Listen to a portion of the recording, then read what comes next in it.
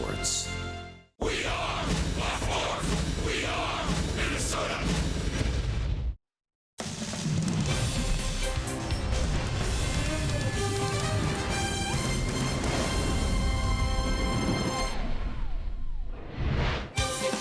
Today is the final day of a 6-game homestand. The Twins will try to get one here before heading out on the road for a 3-city road trip.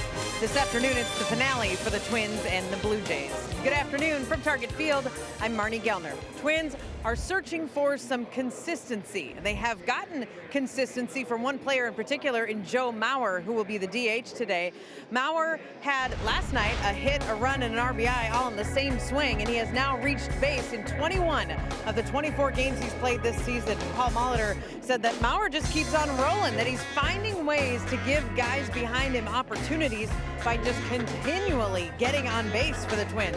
That home run that Mauer hit last night was his first of the season, and one that Joe said it was just the right count where he knew he could take a chance to pull the ball, and he was looking for a specific pitch in a specific spot, and he got exactly that pitch. And that was number one for Joe, and said that the guys didn't even give him a hard time, he said, about it, because they were probably so stunned he pulled the ball. A right center field homer for Joe last night. Today, Mauer is the DH, hoping that he and the Twins can give some offensive run support to Fernando Romero, making his big league debut this afternoon. Dick and Roy, look at that coming up next.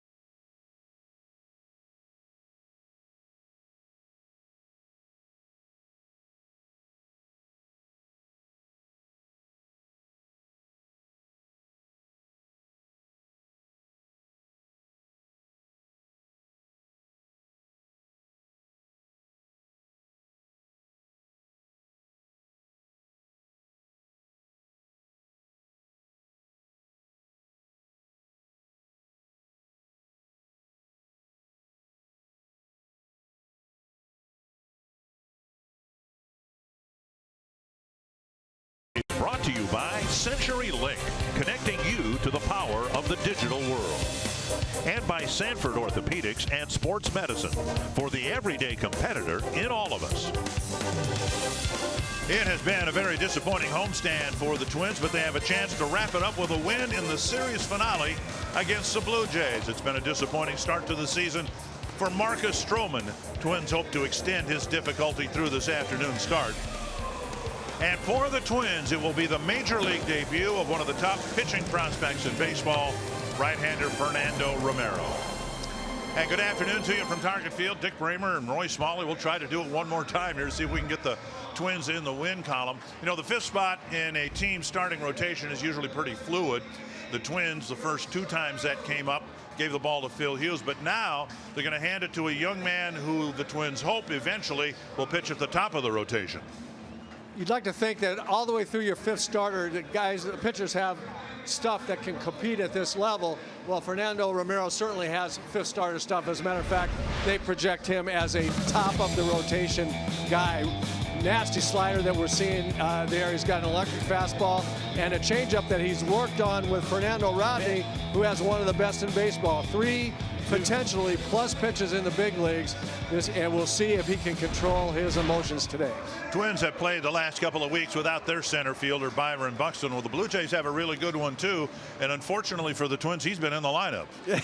And he's about the only guy that can be even in the conversation with Byron Buxton as a defensive center fielder, but he's got some pop as well. The last 10 hits he's gotten have gone for extra bases. He's really seeing the ball well right now. Got off this kind of start last year and then tailed off. The Blue Jays are hoping that he'll carry this through the entire season. Well, if you're a Twins fan, you've probably heard of Fernando Romero, and this afternoon you'll get a chance to see firsthand what he looks like, the stuff that he has as he hopes to pitch the Twins to a win.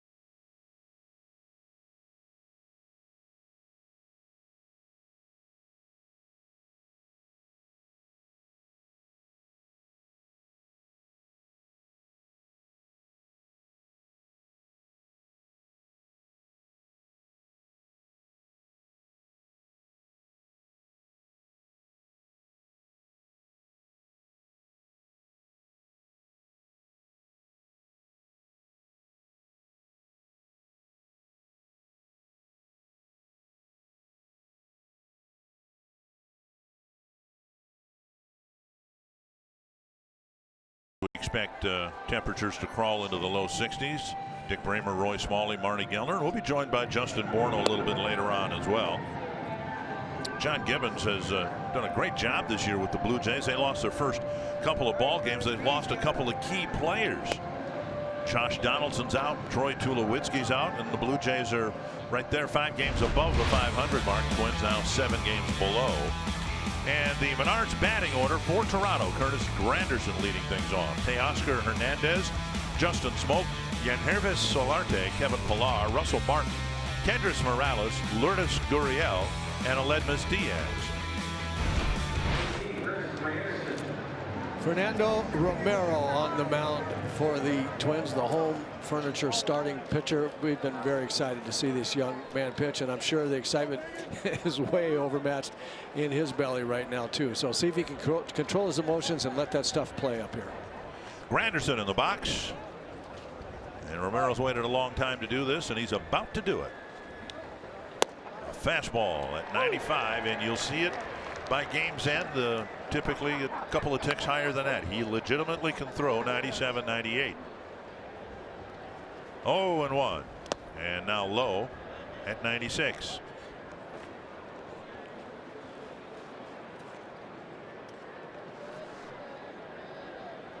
Great fastball, great changeup, and a good breaking ball. It's a nice mix that he has. And he delivers outside. And like anybody else in the big league, stuff or not, it all depends on command of the strike zone and especially command of the fastball. That's the one constant at this level. Half swing, but he went at 96. That ball comes out of his hand so nicely. I noticed that the first time I saw him in spring training last year, as I mentioned earlier, Dick. Saw the ball coming out of his hand on a fastball down there last year. I thought, man, I think we got something here. There's 97, tapped foul. Now you look at pitchers, and some of them can be described as max effort guys, where seemingly they give maximum effort on every pitch, and then there's this guy, then the ball just seems to jump out of his hand. And a breaking ball down and in. Got Granderson for the first out. Yeah, you see 4 fastballs from 95 to 97, 2 of them right at the knees, and the left-hand hitter just can't stop himself from swinging at that one. Northland Ford defense for the Twins. Rosario, Kepler, and Grossman in the outfield. Escobar, Petit, Dozier, Morrison, the infielders. Bauer, the designated hitter, and Jason Castro back behind the plate. 1 down, and here is Hernandez. Swing and a miss.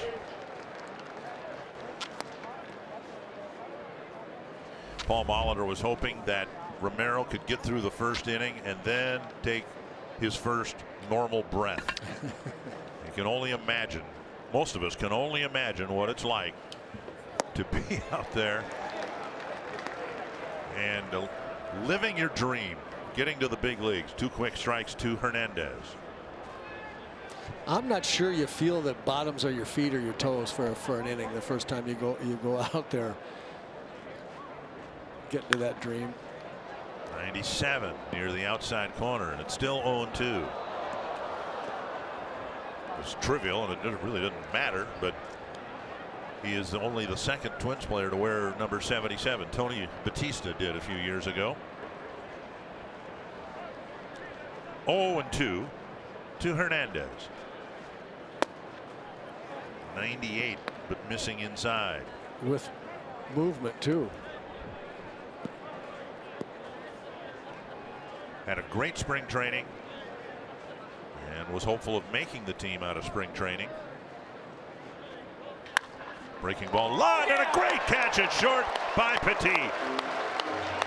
Hernandez caught up with one, put the barrel on it, and lined out for out number 2.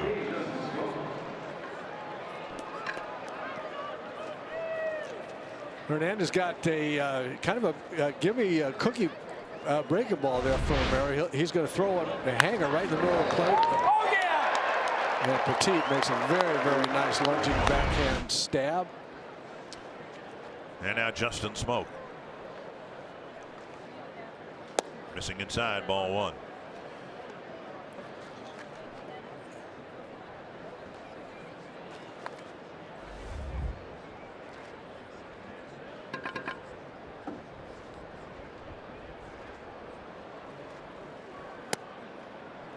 Might have been the changeup in the low 90s. Pizza Ranch for the win. Twins hope to get a good start from their starting pitcher. How do you survive your first major league game? We're talking about the nerves. Well, you just have to stay in the moment, pitch to pitch, trust your teammates behind you. And just remember, this is a fun game. Have fun out there. Busted bat and a roller. Petit makes the play in front of Dozier. And the first major league inning for Fernando Romero goes very well.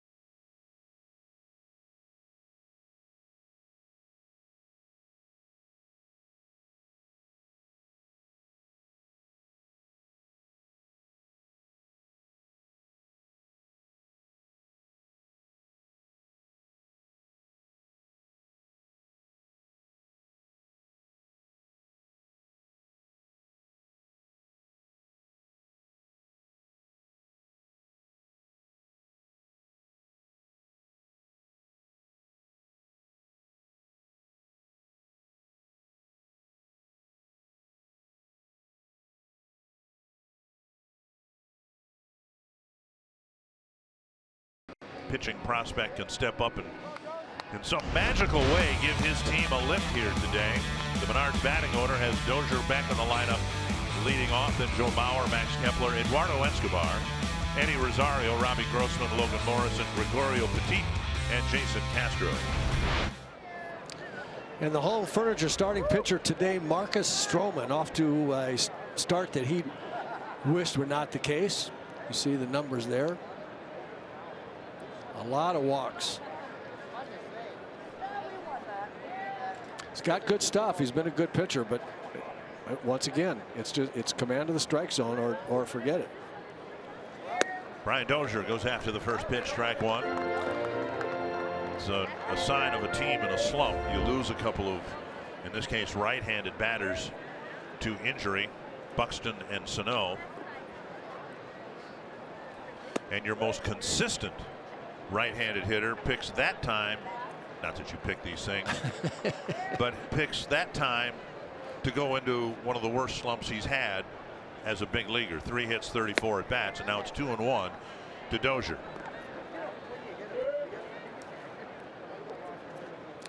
I was in an 0 for 16 slump with the Yankees one year, and Yogi came up to me and said, "Man, you're really struggling, ain't you, kid?" And I said, "Yeah, Yogi, you were never in a slump like this." High fly, deep center field. Going back is Pilar, still going back on the track, makes the catch one away. I said, "Yogi, you've never been in a slump like this. You're such a great hitter. You were never in a slump like this." And he said, "Oh yeah." He said, "I was 0 for 32 once." I said, "Really? What'd you do to get out of it?" He said, "I hit a home run." I said, "Oh, It's that easy, right? okay. Yeah. I guess I got to do that." Brian Closer almost swing there for Brian. That looks more like Brian Dozier. He hadn't been getting to those high fastballs, which are his bread and butter, and he was just under that. He almost got to that. Looks better. Here's Bauer. He started the game, his game, with a home run in the first inning last night, and he takes a strike on the outside corner.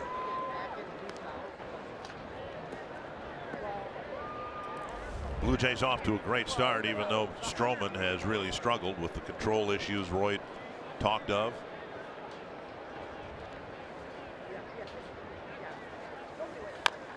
Tapped up the line, and Stroman flips 2 down.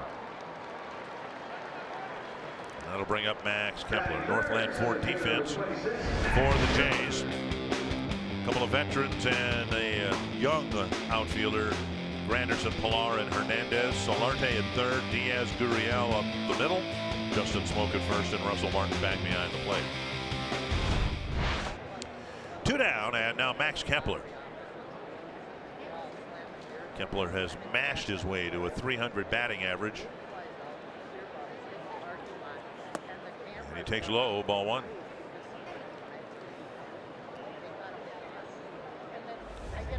Four homers, a triple, and 9 doubles. Strike on the outside corner.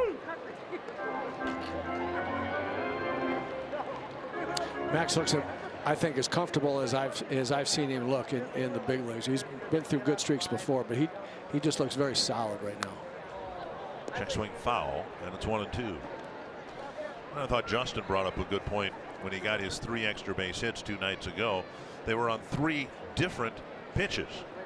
It wasn't 3 fastballs in the same spot when he hit the 3 home runs in Cleveland. It was basically the same pitch. He hit out 3 times, a fastball down and in. And he takes a called third strike there, and Stroman has a quick first inning himself.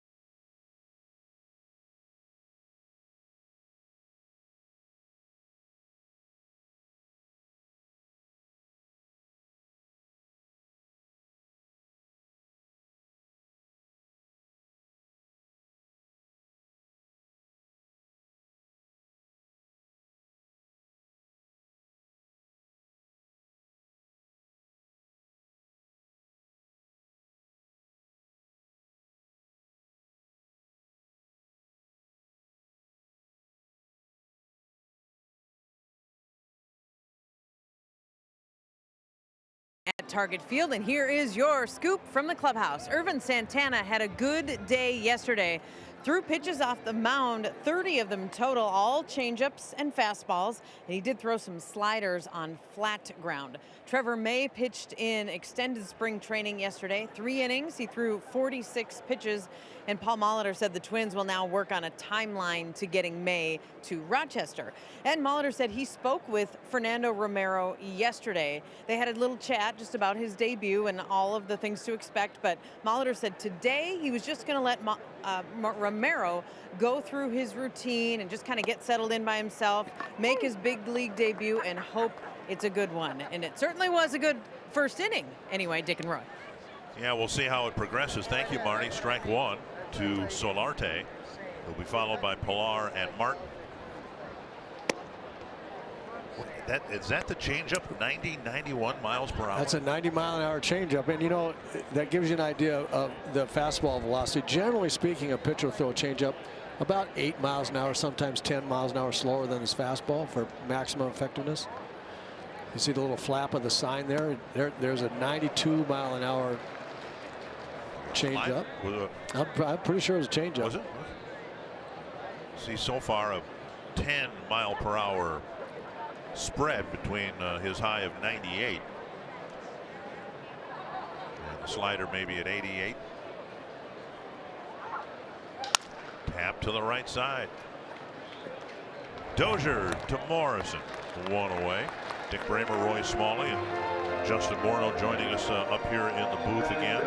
From a hitter standpoint, when you've got a guy on the mound who's got that velocity, what does that do for you as a left-handed power? Well, you're aware of it right away, and your thought is, okay, day game, I better get these hands ready, otherwise they're going to be stinging after my first at bat. So he this is electric. This is fun to watch. I mean, he looks fearless out there. I mean, we're seeing first pitch strikes. He's attacking the strike zone. I mean, he looks comfortable. This will be his 20th pitch, and all but a few of them have been 95 or above.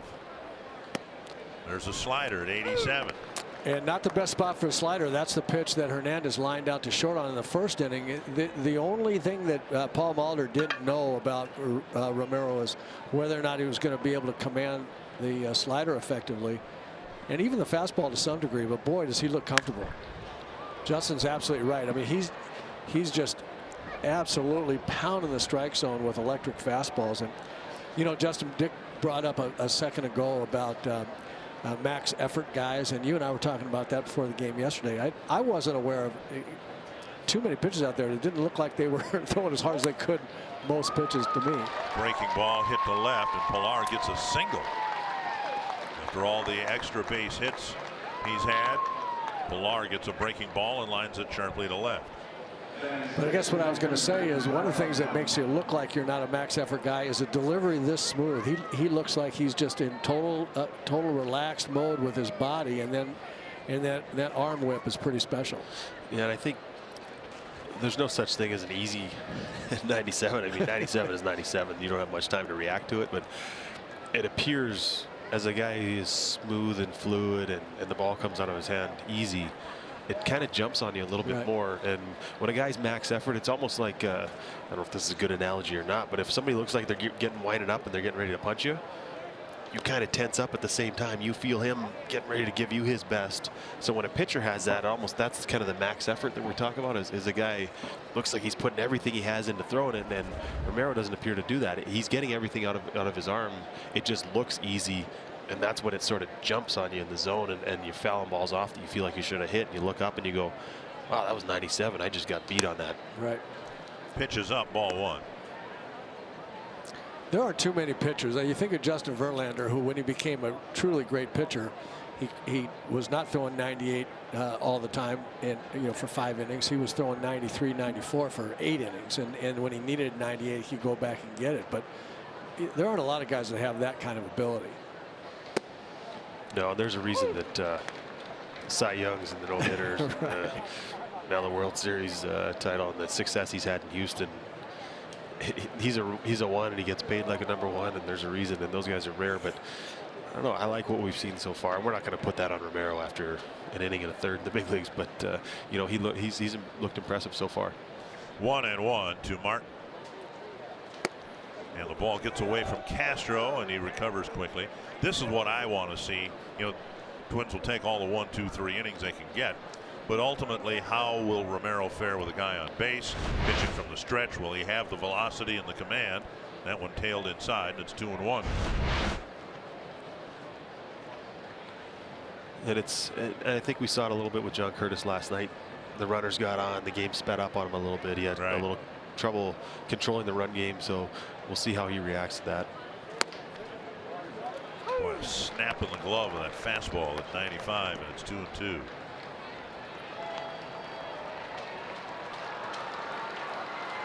Twins envision down the road having a top heavy rotation with Barrios and Romero. That's how highly thought of this guy has been, and Romero hoping to prove worthy of that projection. Just missing it down and away. Now it's 3-2. So I'm speed up his delivery a little bit. Speaking, Dick, of your comment about seeing how he reacts to men on base, that delivery was decidedly quicker, more slide steppy. And that usually comes from the dugout. It's usually. Pilar goes, and it's ball 4. So right after the base hit, the first walk issued by Romero, and there are runners at first and second.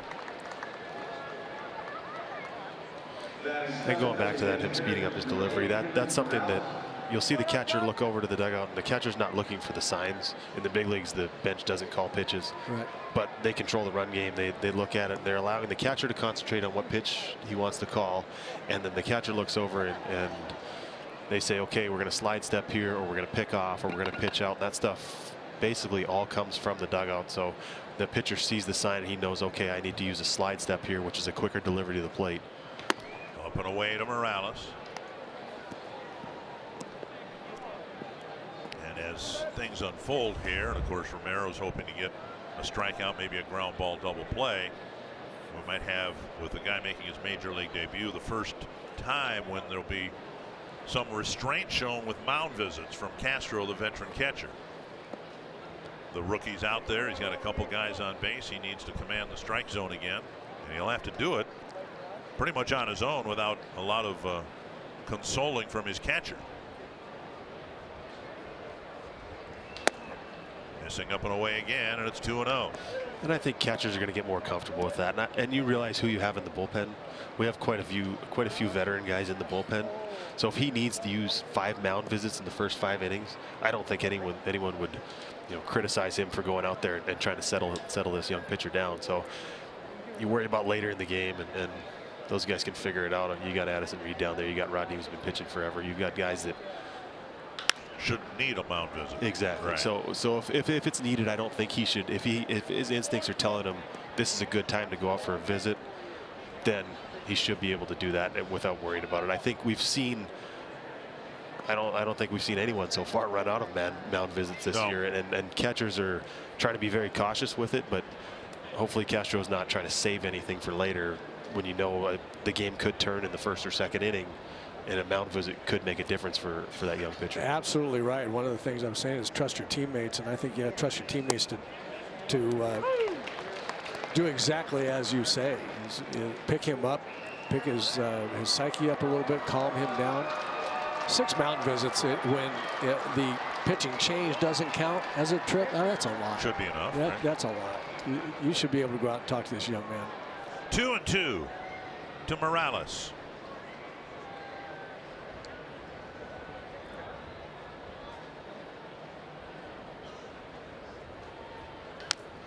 And for those of you unaware, it's not just the pitching coach or the catcher. If Escobar wanted to go have a word with Romero and he went to the mound, that would count as a mound visit as well. Position players are included in the limit of 6. 2-2 with Romero feeling a little pressure here in the second inning.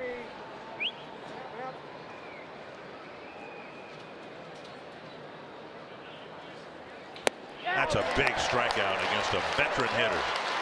2 down. In a key spot, Romero came back from 2-0 to strike out Morales. Relatively middle slider there that he just beat Morales on. Might not be a pitch if Morales was absolutely rock solid at the plate right now that he would have missed. On the other hand, he threw him some very good fastballs to set up that pitch right there to strike him out. Lourdes Gurriel, slow breaking ball up and in, ball 1. And we're seeing a little bit now. I don't think it's just the excitability of the moment. The reports from the minor leagues are that his command, it was all 3 of his pitches, not exactly pinpoint. I was talking to Paul Molitor yesterday. He said, you know, we'll see. I mean, we know about the stuff. We'll see if he can throw anywhere close to where he wants to in his first big league appearance, when he hasn't really been just spot on in the minor leagues either. On the ground. But you know, that stuff plays, Justin. A lot of weak ground balls through a couple of scoreless innings for Fernando Romero.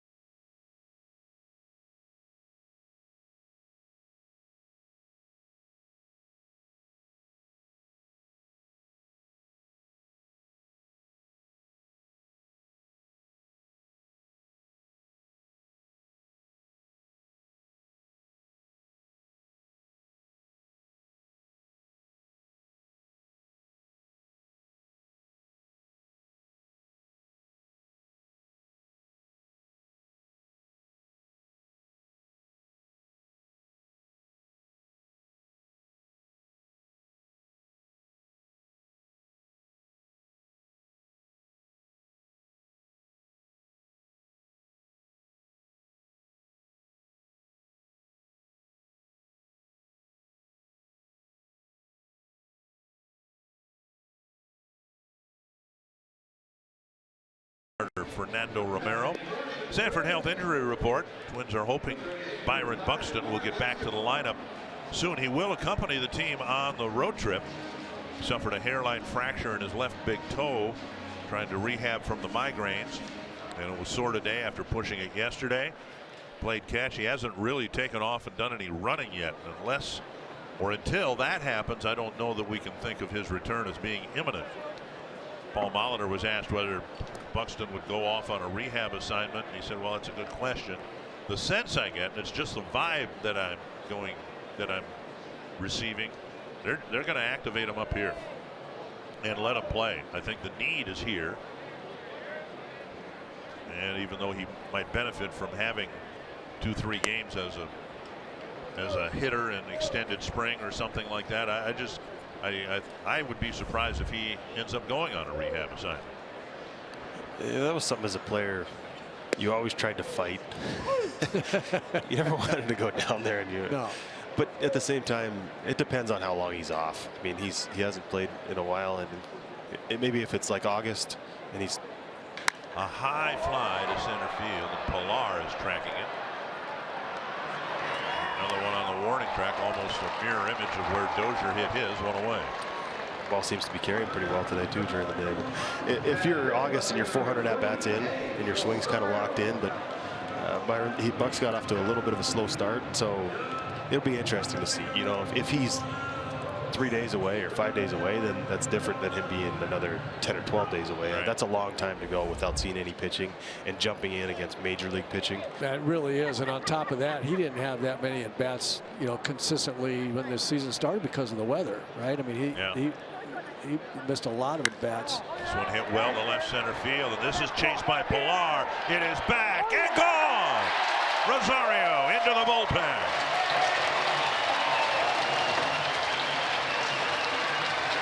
And yet another example of how powerful this young man is.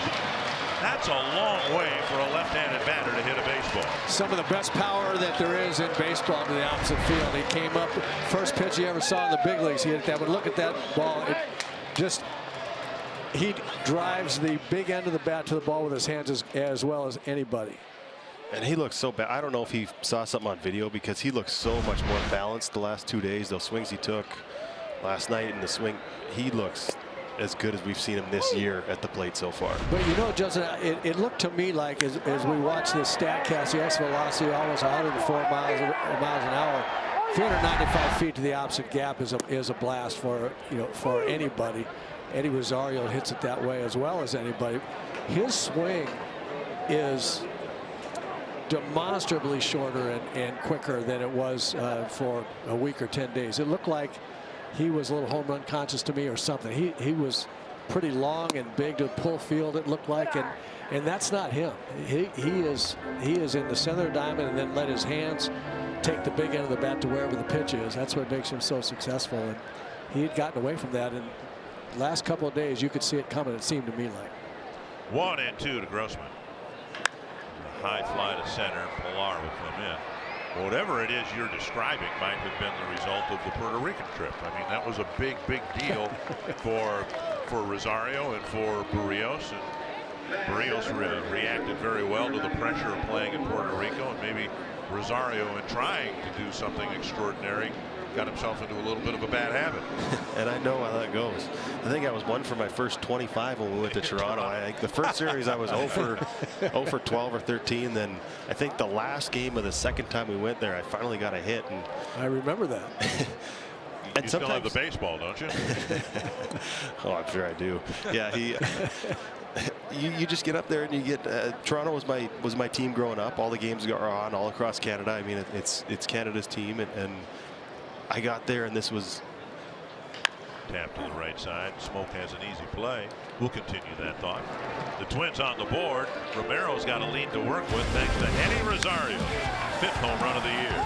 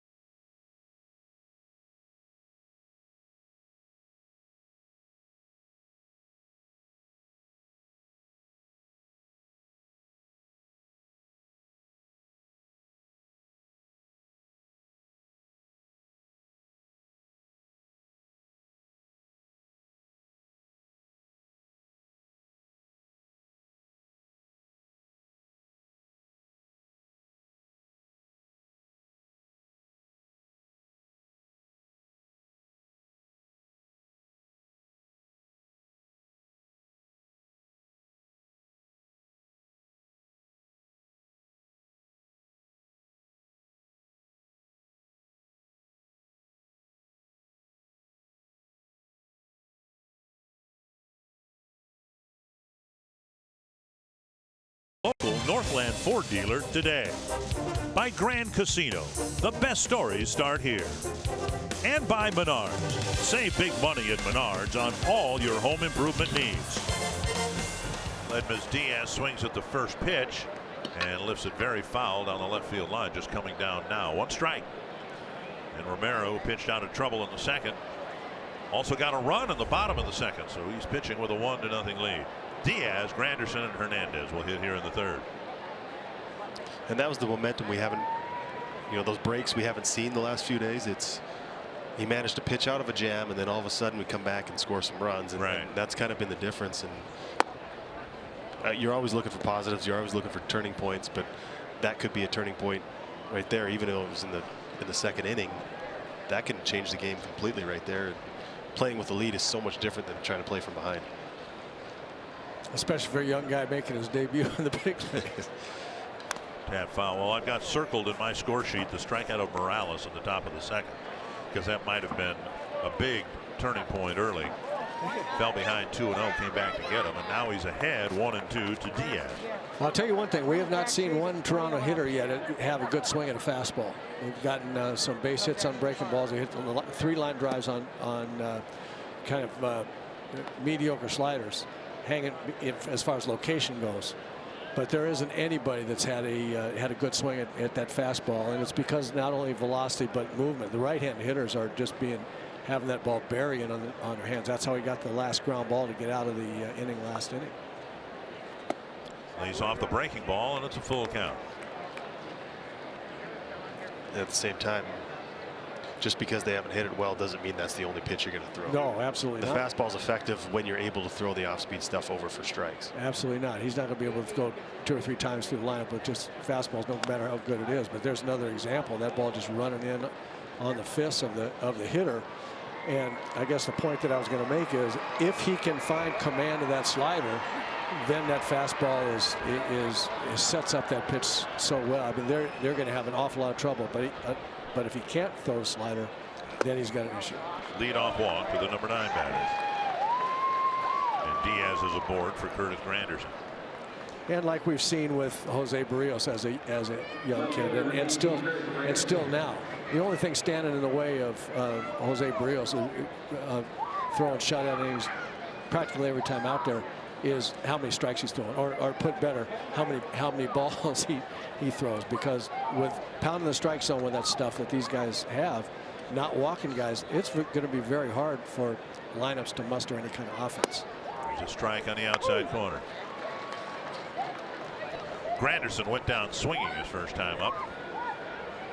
Got prepped for the heat, and then Romero threw a breaking ball down and in and struck him out.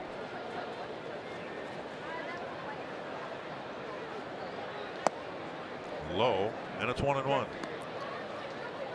And velocity is a very amazing thing, what it can do to you. It doesn't seem like there's that big of a difference when you're driving your car if you're going 60 or 65, but when you're trying to hit at that distance, the difference between 90 and 95, the amount of time you have to react and what it does to a hitter's brain, it says, I need to be ready that much sooner, and it makes those breaking ball and the off-speed pitches that much more effective, because you start your swing just that much sooner, because you know if you want to get the good part of the bat to the ball and that fastball, you need to start your swing and get it ready, and then the off-speed stuff doesn't actually have to be as good when you have that type of velocity. 2-1 to Granderson. Strike on the outside corner. Let me ask you guys the difference between a 90 and 95 mile per hour fastball. Can you equate that in terms of distance? Is it a foot faster, 2 feet faster? You know what I'm asking? Oh yeah, I'm sure there's somebody that's far smarter than me that's already done that formula, and they have, and I've seen it, but I don't know whether it's feet per second and however it is. Fouled away. But it's fractions of seconds, and when you're talking deciding to swing or not, and when you have that split second to decide, you have to make your mind up that much quicker, and that's when you see guys chasing this way. You see those high strikeout rates, and it's not just because hitters won't make any kind of adjustment. It's also because they have less time to react, and they're forced to swing because the velocity's increased so much. Half swing, I think he Same went. pitch is the first inning, yes sir. And Granderson strikes out for the second time, 1 away. Justin's point about what it does to a hitter's mind is, I think, even more the salient point than how many feet. You don't know exactly where the contact point is. We see a good slider to the back foot, left-hander Granderson, But it's just the way your mind speeds up and how you feel like you've got to get going early and you've got to get the bat head out early. And the tendency when a guy's throwing 96 or 97 is to start throwing that big end of the bat out there at the first thing that you see. Ball comes out of his hand looking like a fastball and you have to react. And then to Justin's point, it doesn't have to be an awful lot slower or breaking an awful lot more, 5, 6, 7 miles an hour slower with a little different trajectory. And if you started too early, you're toast. It's just too late. 1-0. Now a half swing and a strike. And you see it right there. I mean, you see these check swings. That's a result of velocity because you're starting that much sooner. You're thinking, and sometimes I said this before, but it's hard to think and hit at the same time, and your brain can get in the way a lot of times when you're trying to hit, and your brain's telling you, get it started, get it started, get it started, and you just end up making bad decisions a lot of time because you don't have time to actually see the ball and react. And when a guy's throwing, not throwing as hard, you relax a little bit and say, you know, I can wait and see this ball. I can identify what the pitch is. When a guy starts throwing 95, 96, 97, your brain starts playing tricks on you, and it can convince you sometimes that you don't have time to see the ball. You really do, even at that speed. But you tend not to wait to take a look at it. Check swing 2-1. So what you're saying sounds to me like a hitter can start his swing before the bat actually moves. Oh, you have to. Yeah, you start it with your legs. Absolutely. Your stride is started. You're digging in on your back leg is getting ready to drive hard into the front side. The difference is whether your hands come forward or not. Off the outside corner now, 3-1. Yeah, the sequence actually is the foot gets down, the hips start to fire, and the hands are the things you want to delay the most. Right. And that's what creates the whip in the bat. And so the longer the hands can delay, the better off you are. And when you see that velocity, sometimes you think that your hands need to start sooner than they do. Right. But it's actually the opposite needs to happen. Swing and a miss, 3-2. And that's why Joe can handle almost any velocity, because he doesn't swing harder when a guy throws harder. He takes the same swing and he actually looks like he slows down a little bit more, because the harder the ball comes in, the harder it's going to go out. The pitcher provides the velocity and allows you to hit the ball hard and allows you to hit the ball far. So if you're able to slow yourself down and shorten your swing a little bit, you're actually more effective against those guys that throw harder. Runner goes and the pitch lifted foul. Romero has a couple of strikeouts. Let's take a look at a couple pitches ago when Romero reached back for 96 miles per hour. And the movement on that pitch is also the same thing. It's amazing. It's you used to only see that in a guy throwing 89 miles an hour to get a ball move like that. But when you're throwing that hard and with that type of movement, it's very hard to get good contact, and you get a lot of weak ground balls. And he could really use one right here. 3-2. Diaz goes again. Half swing. Strike 3. And they're going to catch him, strike him out, throw him out, double play. For some reason, the runner Diaz stopped. And on the check swing, another strikeout of Hernandez and a throw out of Diaz.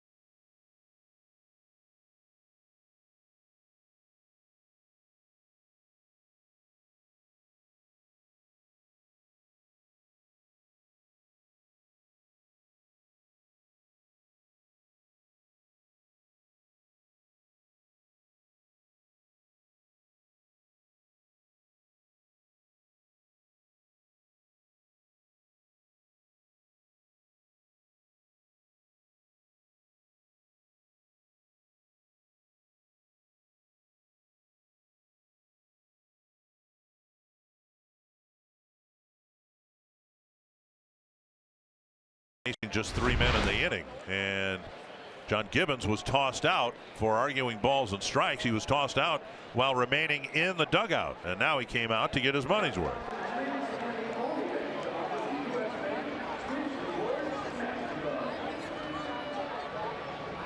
Dan Bellino excused the Toronto manager.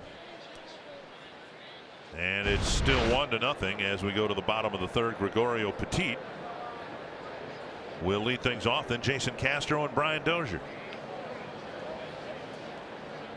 Twins getting the run on the Rosario home run in the second inning.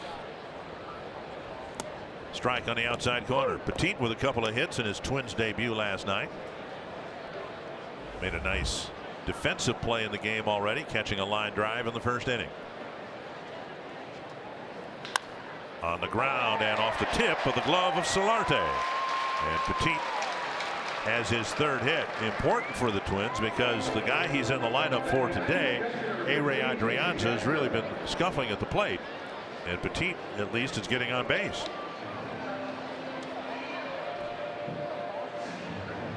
Let's go back to the final pitch of the inning. And it was a check swing that was called a strike by the first base umpire after the appeal. And I think what happened was, I think they thought he called the strike, and you can't argue balls and strikes. Right. So as soon as he came out of the dugout, it's an automatic ejection. And then I think it was too late once he got all the way to home plate, he realized that he was actually asking for help. So the runner's responsibility is there. You don't assume anything. You just run straight to the base, you slide, and then you find out now. It's better to slide into second on a ball 4 than it is to have happen what happened. Right. Here is Castro, 1-0, back in the lineup after missing a couple of games because of a balky knee. There goes Petit, and Petit will steal second base. Not a good throw by Martin. And the Twins have been victimized by stolen bases. Haven't stolen many in Buxton's absence, and they get one here in the third inning.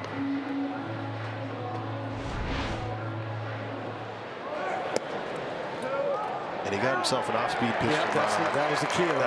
That's a big difference there. If you can pick the right pitch to run on, and you know the counts that a guy's likely to throw that in, if you've done your homework, whether it's Jeff Smith over at first base telling him, hey, this is a good off-speed count, you get a good jump, go ahead right here, whatever it is. That's, you know, Molly will do that a lot. He will pick pitches and relay out there to the runner. He basically gets the steal sign with a hold on it, and then Molly will take the hold off when he thinks that a breaking ball might be coming. He's been very, very good at that for a couple of years, ever since he's been here. 3-0 to Castro. And there's ball 4, and Stroman's issued his first walk here this afternoon. and if there's ever anyone you want to listen to about base running and make right? base running sound interesting, Paul Molitor is an absolutely brilliant man when it talks to base running. He was a guest instructor in my time with the Twins before he became the manager. And there was, in spring training, you go on the backfield and you'd spend 20 minutes rotating through the stations. You do defense, you do batting cage, and then you do base running. And it used to be you'd go to the base running and it'd be kind of 20 minutes to just kind of sit around. And somehow Molly made that interesting. Every time you went over there, you could learn something about running the bases from him. And it's kind of a lost art in today's game. And if you ever want to learn something about base running, he's the guy to listen to, because it's amazing to the depth of his knowledge. Blocked by Martin, ball 1. And slowly but surely, that's rubbing off on Twins players. They are getting better and better running the bases. Joe Mauer has always been a good base runner, and he continues to be that, of course. But Dozier's running the bases well. Kepler does. Buxton almost doesn't have to be good at it. He just outruns the whole world. But they're getting to be pretty good base runners in the right situations. And now missing twice to Dozier. Stroman's on the verge of putting himself in a real pickle. And base running is a real team. It's a team thing. It reflects how much you care about the team, how hard you're willing to run the bases, because you're already on base. So your job as a base runner is to try and score runs for your team and for your teammates. And it's going first to third. It's tagging up on balls you're supposed to tag up on. Balls in the dirt, everything else. Base running there's a lot of pride in base running, and it reflects on how you feel about your teammates and how much you care about trying to win ball games. There's a strike. Hitters work so hard all the hours in the batting cage. They work so hard on getting to first base, and it would be nice if they worked a fraction of that amount of time on trying to advance from first to third or first to second. And guys do it. You'll see it during batting practice. Guys will run the bases. They'll do a tour of the bases. They'll try and get reads on which balls to tag up on. All the way. 2-2. The thing that's hardest to practice in the regular season is balls in the dirt. You know, how far away from the catcher it gets, how many outs there are. There's so much that plays into it. But the only time you get true reads on those is in the actual game. And that's why the minor leagues is so important for that. You take chances and you learn which balls you can make it on. You learn when a ball hits the dirt in front of the plate and it kicks away, how can I get to second base? And you might get thrown out 10 times in a row, but at least you are hopefully learning something at that point. 2-2 to Dozier. And a breaking ball got him. One down. If more players would understand that, like first downs in football, baseball is a game of 90-foot segments. And the more often you can grab 90 feet, either from home to, obviously home first, as a hitter, you're trying to get on. We look at a little breaking ball that Brian swings off or pulls off of a little bit. But the more that you can take extra 90 feet segments against the other team and prevent that team from getting extra 90-foot segments, however way, you're going to win those games. And that's where the base running part of it really comes in. Twins with a promising start to the inning, but now a Dozier strikeout, one down. Here's Bauer, and he takes outside, ball one.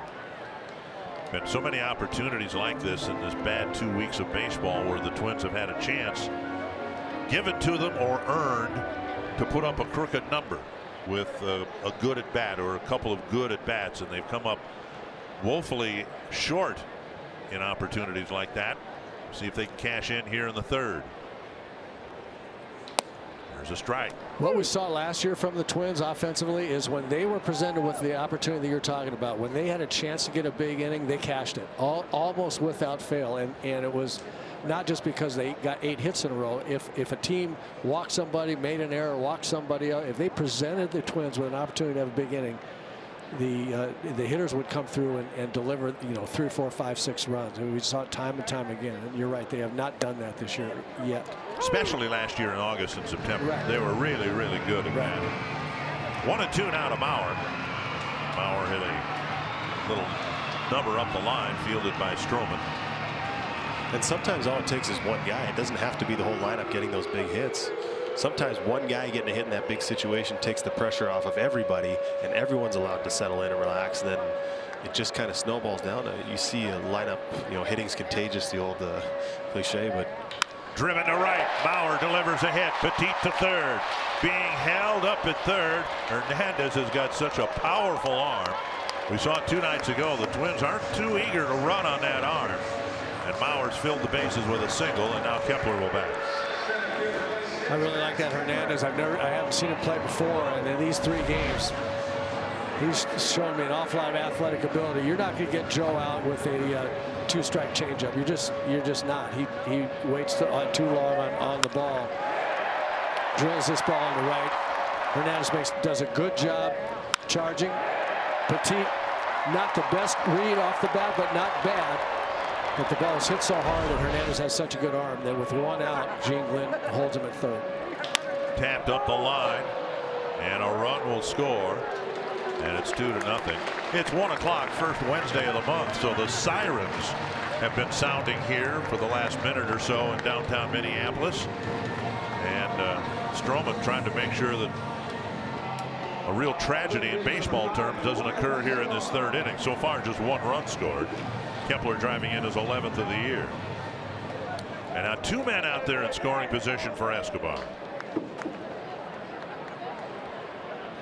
Escobar with a warning track fly ball to center, his first time up.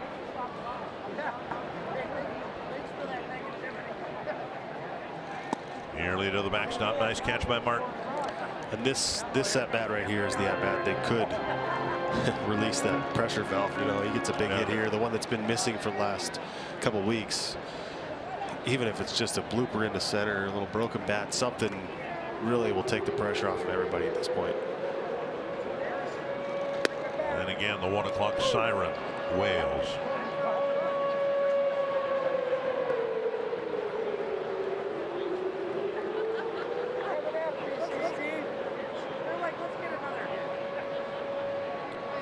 1-1 to Escobar. Little looper left center field, but the shortstop is there to make the catch. Diaz catches it. The Twins had a run, and it's 2-0.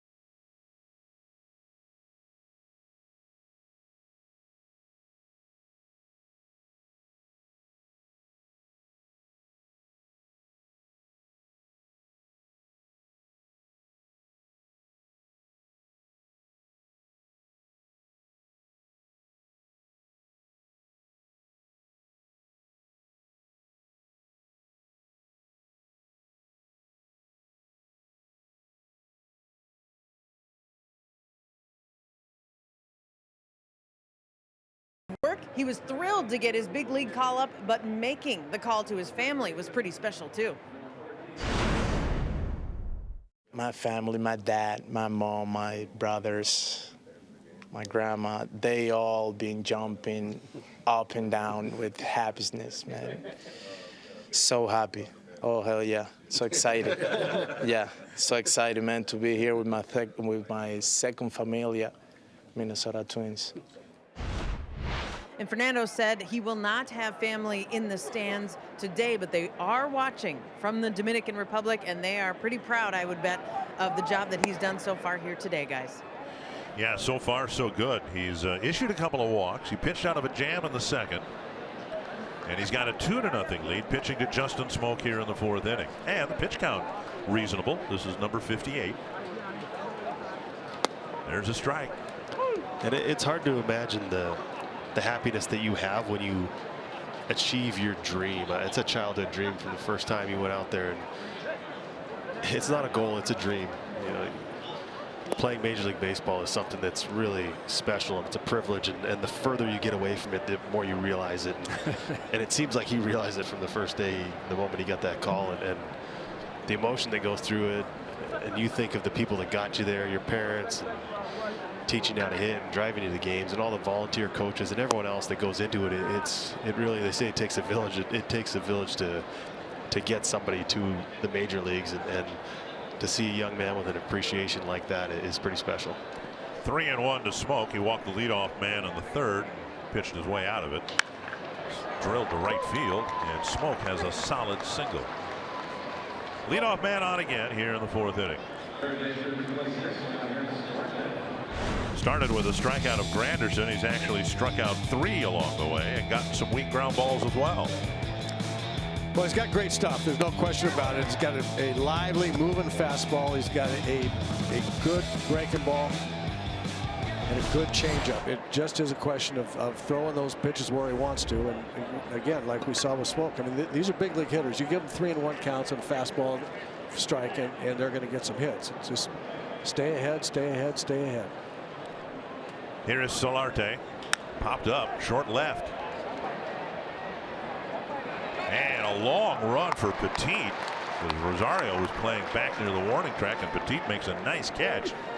To run about 80 feet to make that catch, one away. You know, and even though it's a bright sunshiny day, the stars are still there, right? And the stars are aligned perfectly, but between innings we've been treated to the ABBA song Fernando, not just because Fernando Romero is on the mound, but it also happens to be Roy Smalley's favorite group. And so, you know, we're here and we're all enjoying the game, but we're enjoying the time between innings as well. At least Roy is. You know, Dick, you don't have to force me to denigrate some poor music group just because just so you can indulge yourself in teasing me about how much I would rather hear something else. Well, now they're releasing a new album of new material. I figured you were all over that. We're going to get the first copies available on Amazon or whatever. No. No? Okay. Huh. No, you know, those kind of groups and tunes are more your style. Michael Bolton and ABBA. And Kenny G. All right, well, Justin, we know you like Gordon Lightfoot, right? Because he's from Canada. Let's get some Pearl Jam going in between. Pearl Jam, there you go. All right. 1-1 the count to Kevin Pillar. Eddie Vedder did not have an ABBA album. That's going to be my guess. With Toronto in town, maybe a little tragically hip, a little something. Well, let's go way back to Bachman Turner and guess who? Come on. Oh yeah, that's right. Probably never even heard of those. 1-1. Ground ball right side. Pillar has another hit. Smoke will stop at second base. Well, Pillar has really had himself a good series. And he grounds a single to right. First and second, one away for Russell Martin. Now, what would Bert Blyleven be saying right now about the next time up from Pillar? Got to drill him? Yeah. You know that's what he'd be saying. And that was a good pitch. It was a good pitch. That's a nice. That's a guy who's really been swinging the bat well. And you've been in the streets more than most people in their lives, and I've seen you the same way. You're hitting the ball, everything that's thrown up there, hitting it all over the field for line drives.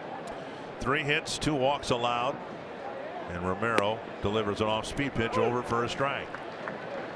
And when you're swinging the bat like that, sometimes you don't even remember what the count is. You can get a tough pitch called on you and you go 0-1 and you still feel like you're 1-0 because you have so much confidence at the plate. And it seems like when it's going bad, it seems like every time you're up there, that borderline pitch gets called against you and you're 0-1 and that negative mindset hits you. But Pillar looks like he's in that mindset right now. If he brings the bat into the zone, he's going to get a hit. And a tough pitch right there, 97-mile-an-hour backdoor sinker, and sticks his bat on and hits it through the right side. When you're hot, you're hot. Yep. 1-1 to Martin, who drew a walk his first time up. There's the outside corner at 96. Morrison was cutting behind the runner at first. And Justin, you don't remember this. Now a trip to the mound here by the second baseman Dozier. So the first time we've seen an infielder initiate a trip to the mound. Well, it could be a couple things going on here. I think that what's most likely is what sign they're using. Your middle infielders have to know what pitch is coming if they're going to be effective at all in anticipating where they should play for number one, and number two, anticipating where the ball's likely to be hit. You can't play in the middle of the infield if you don't know what pitch is coming. I think that last pitch fooled Brian. He thought something else was coming. He had to make sure what the signs were. Might be the difference between getting to a double play grounder and not getting to it at all and allowing a run to score on a base hit. Let's go back to the pitch 2 pitches ago. Well, the runner on second base, the catcher will throw down a bunch of signs. And there's a fastball on the outside corner. No, it wasn't a cross up at all. I don't think it was Brian that needed a no, not so Brian just wasn't sure, evidently, because pitcher and the catcher seem to be on the same page. 2-2 to Martin. Now 3-2 with Kendrys Morales on deck. And so much of playing defense is anticipation, especially in the middle of the field. You need to feel like like the ball Pillar hit. If Dozier knows that the ball is going to be a fastball away, he can anticipate the ball possibly being hit to his left. And if it's a breaking ball or something, Petit can anticipate that ball possibly being hit between third base and short, and you kind of have an idea and you're ready for that ball to be coming your direction. Fastball away, fouled away.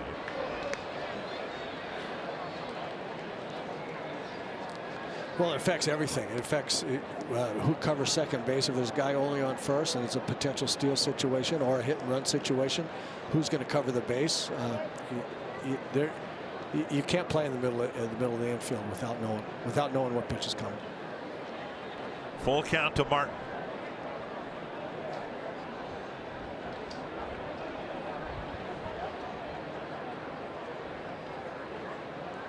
Chopper, and it'll die on the grass. Romero with a throw to get the runner Martin. Both runners move up, but that had infield hit written all over it. Good play by Romero, who took his time to get the slow runner. That's a lot of composure for a young player to be able to do that. He's fortunate he had the catcher running. Good athletic play, just like spring training, fundamentally sound. Went over, picked it up with his bare hand, not his glove. Well, the good thing you see right here, what he did, he got to it really quickly, and then he was able to take time. So he bounces off quickly, gets to it. Now set yourself and throw. And so often you see pitchers not get to the ball very quickly and then have to speed everything else up to try and make an off-balance throw and throw it down the right field line or something. Second mound visit this inning. This time just the catcher. And the other thing I was going to say about the middle infielders knowing the sign, at first base when I had Nick Punto playing over there a lot with me, I liked him to tell me when left-handed hitters were up, when an off-speed pitch was coming or they were coming fastball in. So he'd give it he'd leave a little whisper or a little whistle or something just to let me know so I could anticipate that ball if it was, you know, a David Ortiz up there, Jim Thome, a guy with real power and real pull potential, that if there was a changeup coming, there's a good chance he's going to hit it in my direction, and I have to be ready to go down the line. Sometimes I would shift over a half a step, and that's the other important thing about those middle infielders, knowing what pitch is coming. Morales takes strike one. Romero struck him out with 2 men aboard in the second. Now 2 men are in scoring position here in the fourth. I think that was a really good trip out to the mound by Jason Castro. His first base open. Morales has hurt him this series, and you go out there and tell the young guy, okay, we got a base open. Let's pitch. This is the way we're going to try to pitch this guy. If we lose him, we lose him. We'd rather pitch to Gurriel with the bases loaded than give Morales something down the middle. So they went out. I think that was a good trip. Just get on the same page about you don't have to throw the ball right down the middle. This is doesn't have to be the guy that gets you out of this inning. Let's make him get himself out with really tough pitches. Pitch number 75 coming up for Romero. You know, Justin, I used to do the same thing with Greg Nettles when I was playing shortstop for the Yankees and Nettles was playing third. Guidry was pitching. He absolutely wanted to know when that Guidry slider was coming. Fouled back. Good swing by Morales. And Punto used to like it when he was playing third and Johan was throwing. He threw so many changeups. Right. There was a lot of balls, and Johan used to tell him no doubles. Johan used to not care if he gave up hit singles through the hole. He did not want to give up extra base hits down that line, and it was important that shortstop was telling him. And the thing you had to be careful with, it depends on how many people are in the stands and how loud you're relaying that signal, because sometimes the hitter could hear that, but most of the time you do it when the pitcher was lifting his leg. Right. Or somewhere in that area, so the hitter didn't really have time to adjust to that. Well, exactly. It wasn't like he puts the sign down and you're yelling, hey, watch out. Here comes a slider. It was well timed, and you didn't allow that hitter or the base runners or whoever was out there, the first base coach listed or whoever it was, time to relay that to the hitter. Greg Nettles' nickname was Puff. And I'll go into that some other time, but where he got that nickname. But when Guidry would lift his leg, I would just look over and say, "Come on, Puff," you know, and he would take a step or two toward the line, and guys would be hitting balls down the line, and he'd be standing right there. Guys couldn't figure it out. 1-2 to Morales. Romero trying to pitch out of another situation here in the fourth. Did it successfully in the second. Got him. And twice this afternoon, Fernando Romero has struck out Morales in a key spot, and it's still 2-0. Good back foot slider after showing him that electric fastball.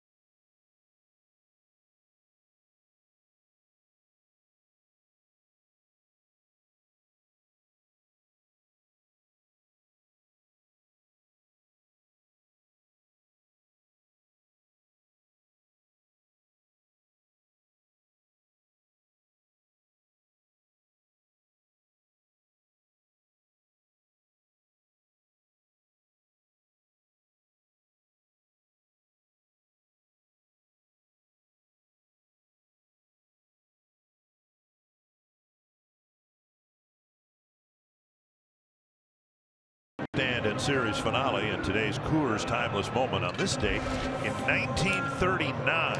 Remember the year, 1939. And before the game with the Tigers, the Iron Horse Lou Gehrig told his manager Joe McCarthy that he's benching himself for the good of the team. It ended the consecutive game streak at 2,130 that began in 1925. And if ever there was a record that would never be broken that was broken, that was it, with Cal Ripken breaking the record. That's amazing. I played every game of the season once. To think of doing that for 10 or 12 or 14 straight years is. I'm with you on that, Justin, because I played his position. I played shortstop. I played 162 at shortstop 1 year. And 2 years preceding, I played 155 and 158. And to think about a guy going, and I mean, that was significant. I mean, I think about a guy going out there every day at any position, but especially that one for as long as he did it. I didn't think Gehrig's record would ever be broken. I thought that would be that and DiMaggio's 56 game hitting streak were absolutely safe. And the way it was in the middle infield popped up out of play for Cal. I mean, breaking up double plays, it's not like it is today where you slide to second and you can't have contact. Where you just tap the pivot guy and say, hey, how you doing? You want to go have dinner tonight? Yeah, it was a little different.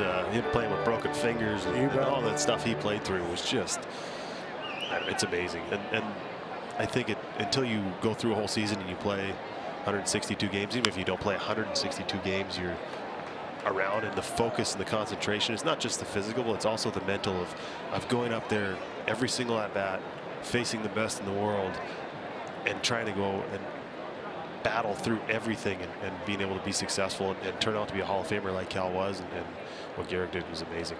1-2, and Rosario bounces it on 3 hops to Smoke. 1 down. Justin and I were talking about the sequence of the swing and keeping your hands back. Watch Eddie Rosario. He does it better than anybody, I think. His foot goes, it lands, his hands are back, and he swings from all the way back at the back of his launch point. His hands rarely come forward in a check swing. Every swing he takes is a full, almost every swing, full swing from back at his launch point. It's amazing the way he does that, to me, Justin. You see a lot of guys, their hands coming forward, they're fooled. He might be fooled, but he's fooled on an absolute full swing. And for me, I wanted to feel, I called it separation. Right. It was that split second you had when your hands were in the right position right before you swung, and you felt like you recognized the pitch and you could attack, and that's how I knew I was on time, when I felt like I wasn't rushed going through that movement. Grossman on 3 pitches is a strikeout victim. 2 down. And that'll bring up Logan Morrison. Now I want to compliment you guys. I've enjoyed taking a look at the swing and miss by Grossman. Pitch down and in. You guys have gotten into pretty serious hitting talk, and I've enjoyed listening to it. I've learned an awful lot. But I still have bad memories of getting into a similar discussion with Ron Coomer, who's a good friend of ours, and he knows an awful lot about hitting, while he was in the booth. And then he dropped something along the lines of, but his backside was leaking, and it just lost me from that point forward. I think I know what he meant, but it just painted such an ugly picture. And it did again. Yes. 1-0. Swing and a miss, and it's 1-1. Yeah, there's a lot of phrases we use as a hitter that you probably might not want to repeat on the air. But some of them obviously not intentional to sound the way they do. But there's a lot of phrases you use when you're not hitting too. Let's get on to Logan Morrison showing us something special here. Tap foul, 1-2. Morrison with a grounder to first. His first time up.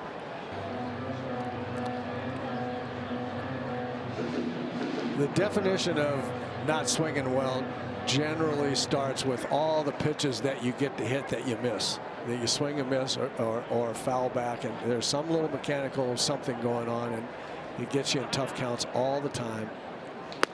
Takes up high, 2-2. There's someone said something to me early in my career that made a lot of sense. It was, The pitcher gets one pitch, the umpire gets one pitch, and you get one pitch. Don't miss your pitch. Don't miss your pitch. So one's going to be a nasty pitch from the pitcher. One's going to be a borderline one you might not agree with that gets called a strike, and then you're going to get one to hit. And Morrison lines one sharply to right on a 2-strike pitch. And don't miss that pitch. If you miss that pitch, that's when you get out on their pitch. Yep. That's a great way to look at it. I'd never heard that. But I do know that you're going to get one pitch like that, little hanging breaking ball in the middle of the plate that almost every time up that you're supposed to hit. And if you don't hit what you're supposed to hit, then that bat's going to be a battle. And I think for me, someone mentioned it to me because I complained about the strike zone, or I didn't feel like I was, whatever. And they said, well, you got your pitch to hit. You just didn't hit it. Right. The way I've always looked at that is that, especially on a strikeout, that nasty pitch that the pitcher strikes you out on after 2 strikes, that's not what struck you out. What struck you out was the pitch you missed earlier in the count, forcing you to get to 2 strikes and then let one of those other bad things happen, either the pitcher nasty or the umpire nasty. Talking with Joe Mauer a couple days ago generally about hitting, and he mentioned the phrase a couple of times. Ted Williams always said the key to hitting is to get a good pitch to hit. Absolutely. But then the addendum is and then hit it. Right. Right. Well, Ted never had any lack of confidence about being able to do that when he got that pitch. 1-1 to Petit. Down and away, 2-1. I'm really glad you bring that up too, though, Dick, because that is such an important concept. And you watch hitters today, and the number of pitches they swing out early in counts that are they're strikes, but they're strikes that you need to swing out with 2 strikes, not first ball pitch, not early in counts. So get a good ball to hit. Don't be afraid to go to 2 strikes. That's why Joe is one of the reasons why Joe is so great. Yeah, I heard you say it the other night. 0-0 is like 2-0. Just because it's a strike doesn't mean it's something you want to hit. Right. And I think that's a comfort level of being in feeling comfortable hitting behind in the count. If you're not confident that you can hit an 0-1 count or that you can hit with 2 strikes, you're going to swing at the first strike that comes available. And instead of being confident that, yeah, he might have thrown me a good strike away, but it wasn't something I was looking for. It wasn't something I wanted to hit. 2-2 to Petit. Slowly off the mound, and picking it up as Diaz running to the bag to end the inning. On to the 5th. 2-0 Twins.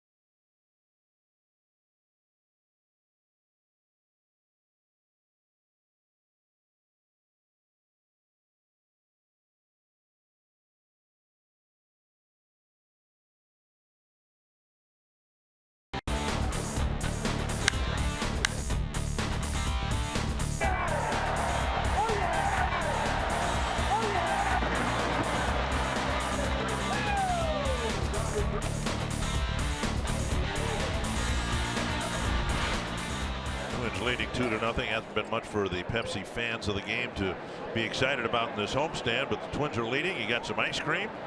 Sun is shining. It's comfortable out. It's good to be a Twins fan here at Target Field so far here today. And now Romero will start the 5th inning facing Gurriel. Pitch up and in, ball 1. Through 4 scoreless innings, Romero has given up 3 singles and issued 2 walks. On the ground, backhanded by Petit.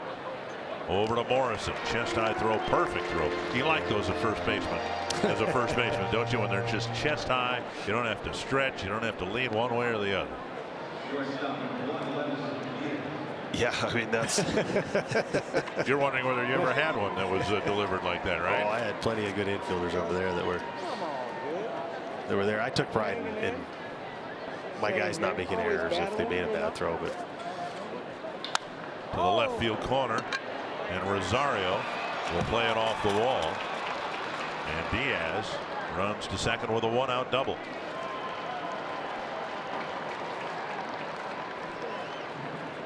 And that'll bring up Curtis Granderson, who has struck out twice on Romero's slider. It's the first good swing we've seen on a fastball, I think, isn't it? You could tell by the body language. He walked up there and ready. He started to swing from the on-deck circle there on that fastball. He was looking fastball, and it happened to get one tailing into where he wanted to swing at it. It'll be interesting to see now, 3rd time through the order. Major league team had a couple looks at him. They've seen his fastball. Most of them seen his off-speed stuff. They're going to see how he adjusts here and put a lot of trust in Jason Castro behind the plate to see what pitches he puts down and how they navigate through this 3rd time through the order. There's a fastball on the outside corner, strike 1.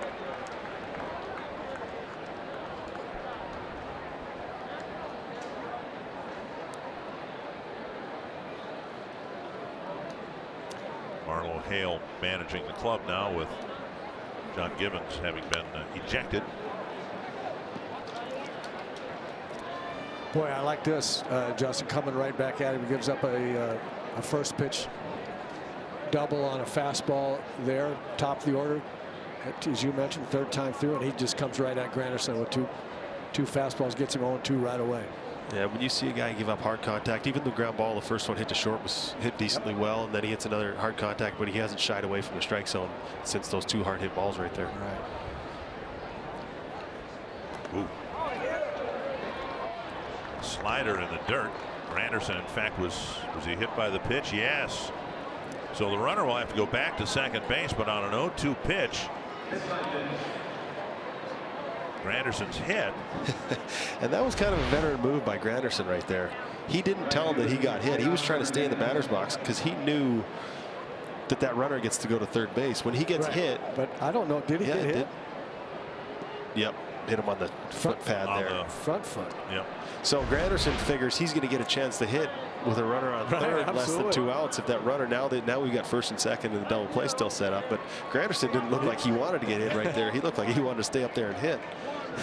Garvin Alston to the mound. Some activity in the Twins bullpen. Trevor Hildenberger's getting loose. 82 pitches for Romero. Of course, not that we place the importance on this that we used to, but to qualify for a win, he would have to complete 5 innings here. Well, he's given the Twins a boost here, but this start today, regardless of what happens, no question to hold the Blue Jays down into the 5th inning here, give the Twins a chance to develop a lead.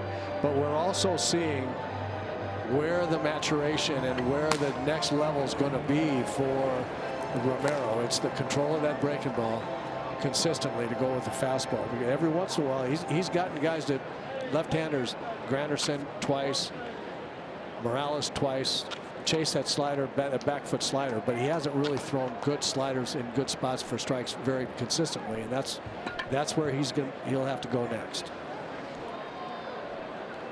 Hernandez with a liner to short and a strikeout. And I think the other thing we saw in that Granderson at bat is he struck him out twice on that slider down and in, and then he felt like he needed to throw a better one. He tried to throw a nastier one and ends up hitting him in the foot. If he just would have thrown him the same one he threw him the first 2 times, he maybe gets some swing over it, but he tries to get a little nastier, ends up making a mistake, hitting him in the foot. So that's part of the growth process there too. At the knee, strike 2. And while we haven't seen 97 recently, he's still consistently at 95. With the same movement. known as a ground ball pitcher. Romero would love to get one hit at somebody here and complete the 5th inning. Ground ball to third, to second, to first, double play. And my first call of the year. Nice call, Dick. 5 shutout innings for Fernando Romero so far in his major league debut.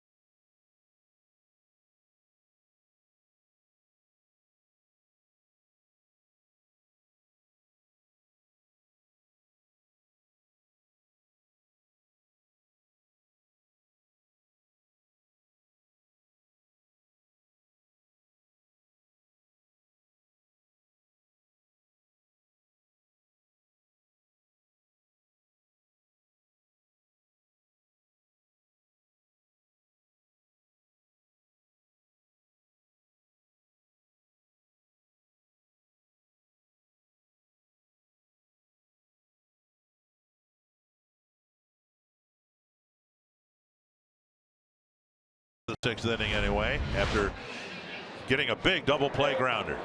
And after he got into trouble, he came back and he attacked the strike zone with 2 fastballs, and then just enough velocity to get him out front on that breaking ball. Got away with it in the middle of the plate a little bit. Yeah.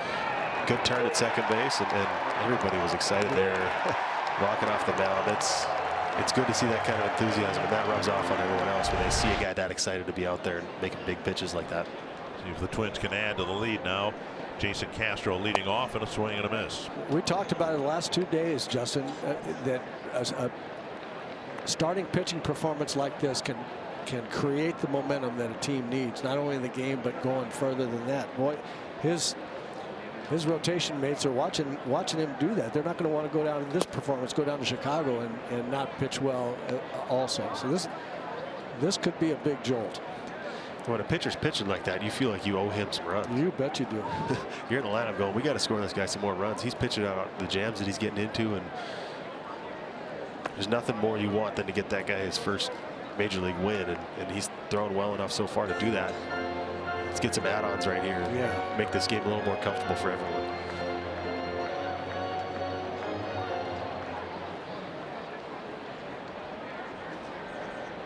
Two and one to Jason Castro.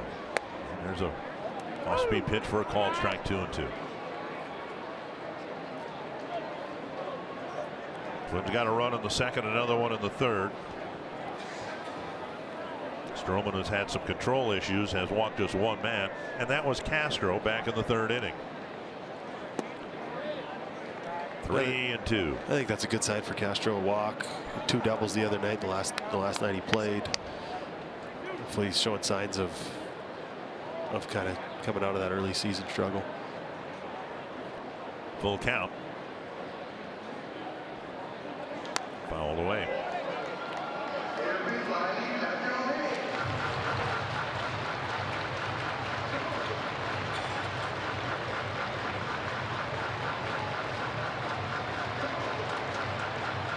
Castro, then Dozier and Mauer here in the Twins' 5th.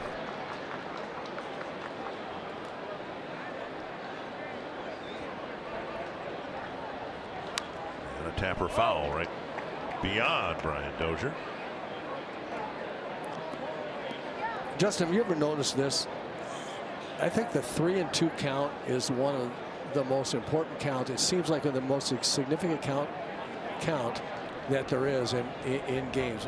And there are several 3-2 counts, but this is nobody on leadoff. Just seems like the result of a 3-2 count. And the ball skips up off the arm of Diaz into short center, and Castro will reach on an error. Very well hit ball, but Diaz had the ball come up on him, and the leadoff man is on. Do you know what I'm saying? Especially in big situations. Now that was just a first hitter of an inning, and yeah, Twins trying to score more runs, trying to get something going, and invariably, it seems to me like during the course of a game, what happens on 3-2 pitches changes the course of an inning or a game more than any other count. It's one of those, especially for the pitcher, it can be almost a backbreaker. You go through this whole at bat, this battle, and to lose that battle can be tough mentally also. Dozier swings and misses. 0 for 2 today. 3 hits in his last 35 at bats. And there's nobody better in baseball over the last 30 years than Joe Mauer at that. Right. Right. I believe it was 328 average in 3-2 counts. That's a 2-strike count. That's pretty amazing to see what he's been able to do in that. Wrap to third. Now the Jays will try to turn 2. And do. 2 away. And that'll bring up Mauer, who has 1 of the 4 Twins hits. It almost seems like it's turned into me of a strikeout walk kind of count in today's game. A guy would rather throw a borderline pitch and strike you out or walk than give in and allow you to have an extra base hit in that count. It's a challenging count to hit in because you're not. It's not a fastball count anymore, and you're absolutely right. And you're right about too, either a borderline pitch or make up a pitch. I mean, just throw something other than fastball because they just don't want you to contact the ball. They're trying to strike you out or walk. They don't care if they're walking. I just think that's one of the detrimental changes that have happened to the game as well. 1-0 to Mauer.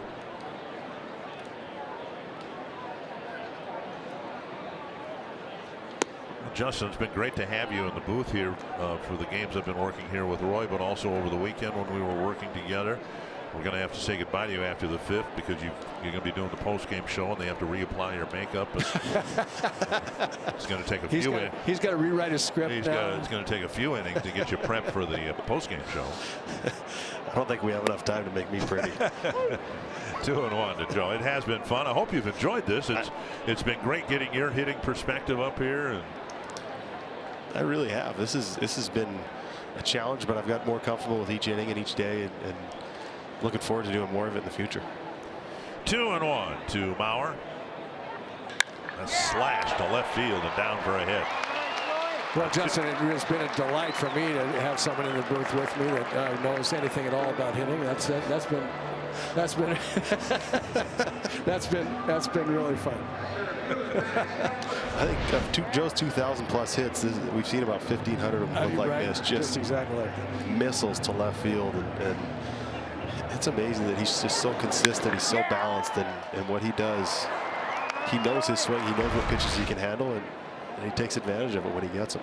Here's Kepler, drove in a run with a ground ball his last time up.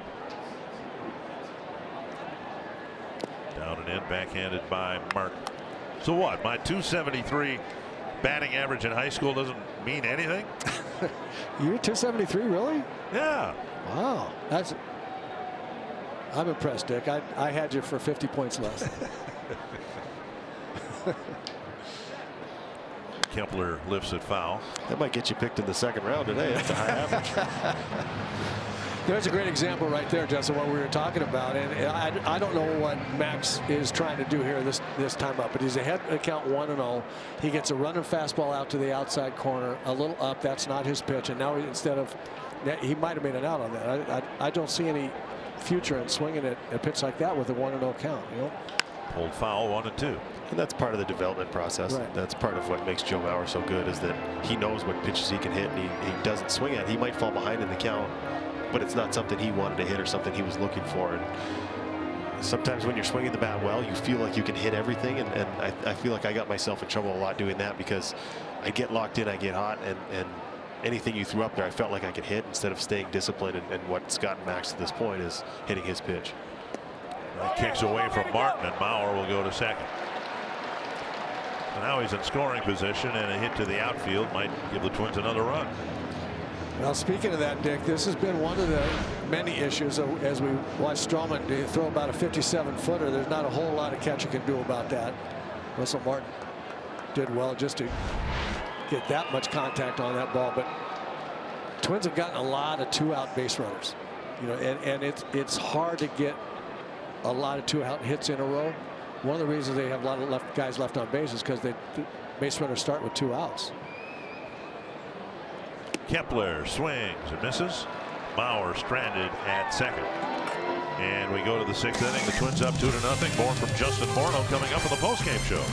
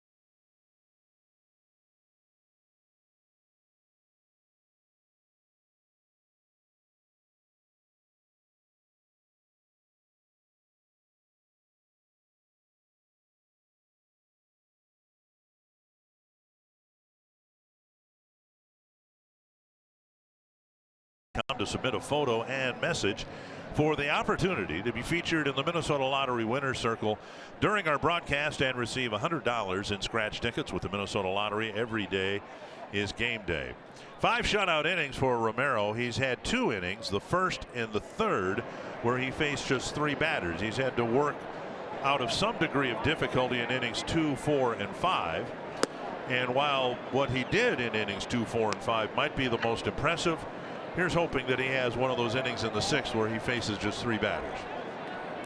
The first one he'll face is Justin Smoke. Singled his last time up. 2-0.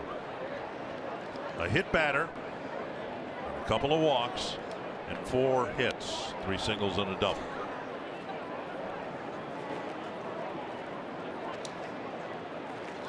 We look at this drastic shift there for Smoke. Left center field, and Rosario calls for a 1 away.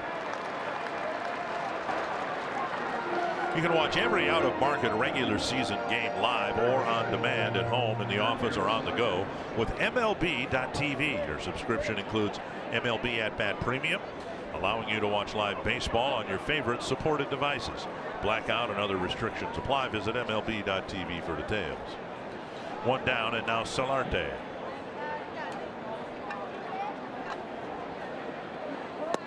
A strike on the outside corner at 96. Dairy Queen combination. Solarte with one of those late bloomers, along with Yonder Alonso, discovering power late in his career. 0-2 now from Romero. Nice comeback here by the youngster. Romero goes 2-0 on a very good hitter. Justin Smoke is able to get him to fly out. Comes right back with 2 good strikes to Solarte. Every out from now on obviously is important, but just feels like this inning, Extremely so. Tapper right side. Dozier waits. 2 down. And it'll bring up Pilar. It's really believe that this inning, getting through this inning, is vitally important. This might be the win the game inning, going through the heart of the order here with Smokes, Solarte, and Pilar now nursing a 2-run lead. Get out of this inning. The Twins still have 3 innings before the 9th to put some more runs on the board and put some separation.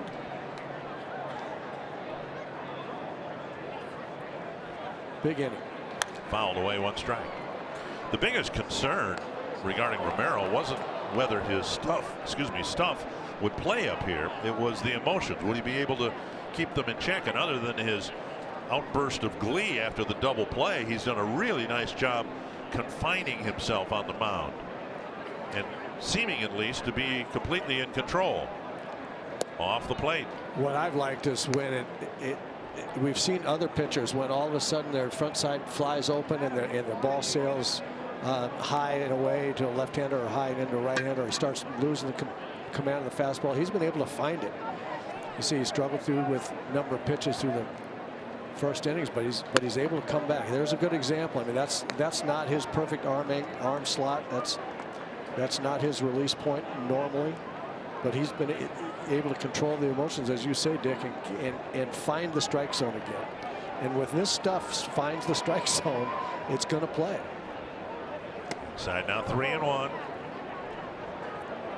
with Russell Martin on deck. You know, a young pitcher, even in his debut, is not unaware of who's swinging the bat well. He knows that what Pilar has been doing. He knows Pilar is the hottest hitter on this club right now, and tend to try to, as Justin was saying earlier, sometimes you try to make perfect pitch, even make it be the best pitch ever to a guy that's swinging the bat well. When someone has stuff that's this good, what they learn over time is my stuff in the right location is special enough. I don't have to ever try to make it more special. This will be his 97th pitch at AAA. He had a season high 88 pitches on April 22nd. 3-2 with 2 down in the 6th. And he missed wide, and we'll see what the Twins do here with Hildenberger warmed up. That's going to be the end of the day for Romero, and as excited as he was to throw his first pitch, he's going to have a big thrill having thrown his last pitch here today. Would love to have seen him get through this inning, but this will be nice for him to get the ovation that he deserves from the Twins fans. A fan base that's been starved for quality starting pitching, and a very strong first impression from Fernando Romero.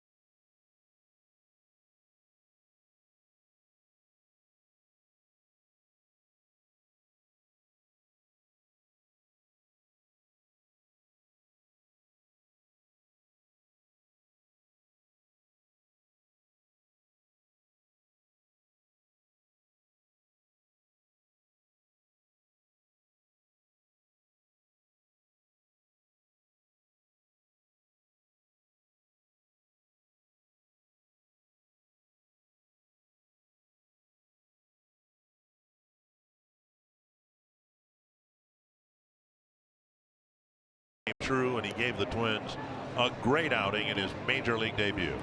Yes, he did. Terrific outing by the youngster. Showed why everybody is excited about what his future holds. And now we have Trevor Hildenberger on to close out this inning and give the Twins a chance to separate the runs on the scoreboard here a little bit. Pitching much better than the way he started out. Coming off maybe his best outing of the year with a couple innings here 2 nights ago. No hits and 2 strikeouts. There are 2 outs, a runner at first. Pilar can run. Hildenberger, of course, takes a little extra time to deliver the ball because of his curious delivery, and he delivers ball 1. Focus has got to be on the hitter right here. This is a dangerous hitter. Tie and run, potential tie and run. But yet we saw it last night with John Curtis on the mound. We saw it in St. Petersburg with Fernando Rodney on the mound after he hit Carlos Gomez. There have been times when the pitcher's just been negligent in paying attention to a runner. Right, but that's not the winning run on first base like it was in those times that you're talking about. Bullet. Whoa. Escobar caught the line drive, and if you blinked, you missed it. Hildenberger gets the last out of the 6th.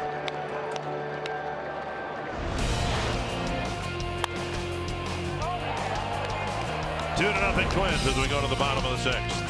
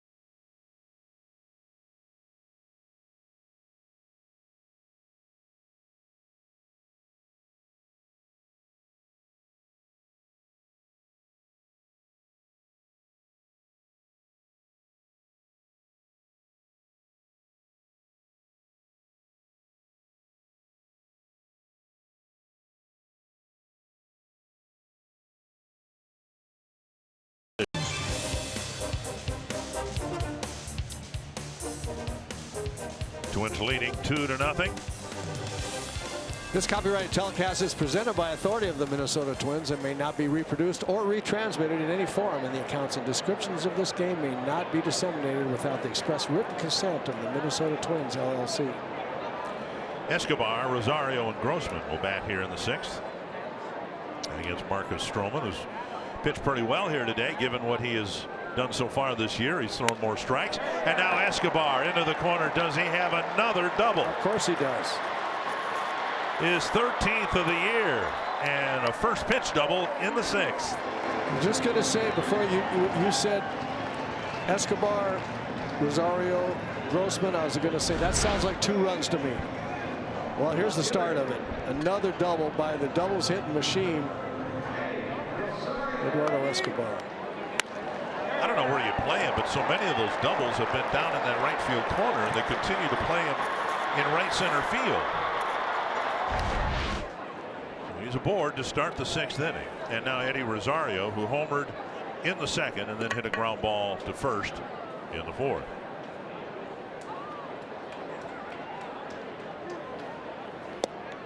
On the outside corner.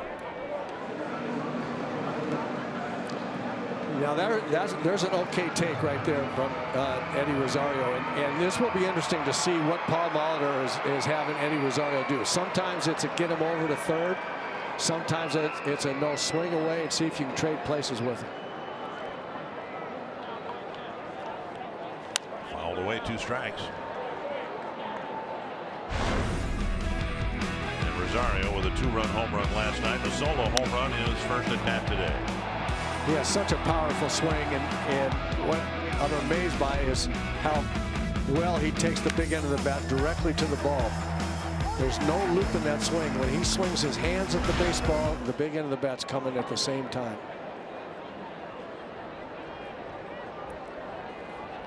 Outside, 1-2.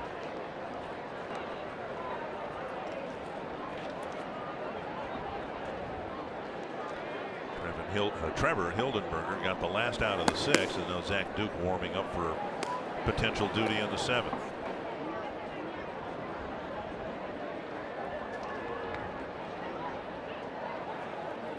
Checked his swing, 2-2.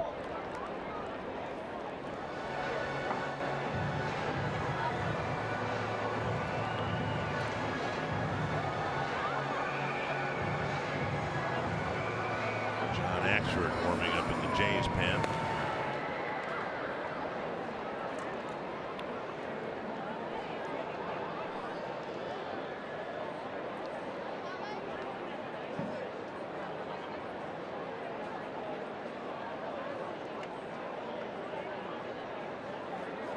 Tap to the right side. It'll be a productive out with 2 strikes. Rosario gets Escobar to third base. That's a good job, especially with 2 strikes. Hitter's just up there. Once you haven't gotten him over to third before you get to 2 strikes, then with 2 strikes you say, okay, I'm just going to try to hit the ball anywhere best I can, not strike out. But Eddie was able to take a 2-strike swing and get him over to third. So you're right, very productive out.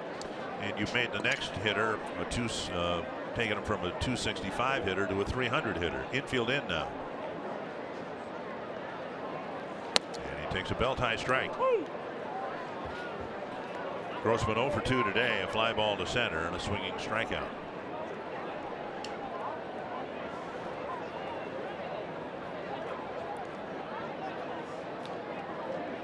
These are the little things, and the 1 run at a time you have to get because they add up. You need this run right here.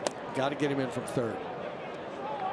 Twins were unable to get a runner in from third in the 2nd inning last night, and it cost them a ball game. They win that game before it goes into extra innings if they get that runner in from third. This is really going to disturb you after this pitch. I have a stat for you. Sharply hit right to the shortstop, drawn in, and that has almost become commonplace.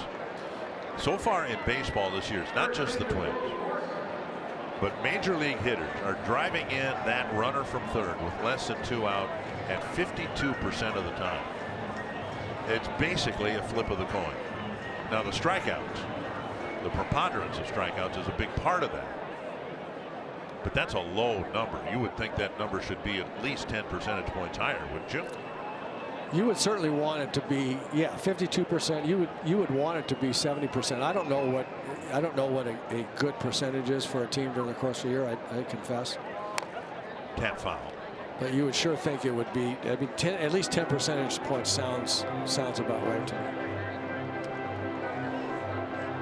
Morrison lined a single to right his last time up, and the Twins would love to get a 2-out hit.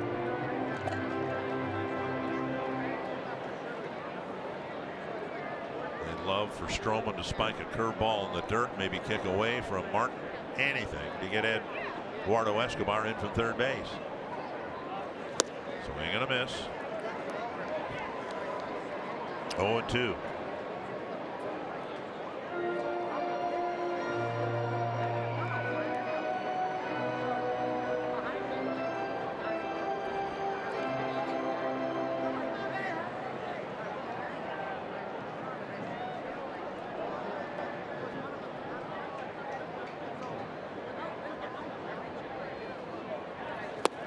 And Stroman strikes out Morrison, stranding Escobar at third. And we head to the seventh. It's still 2-0.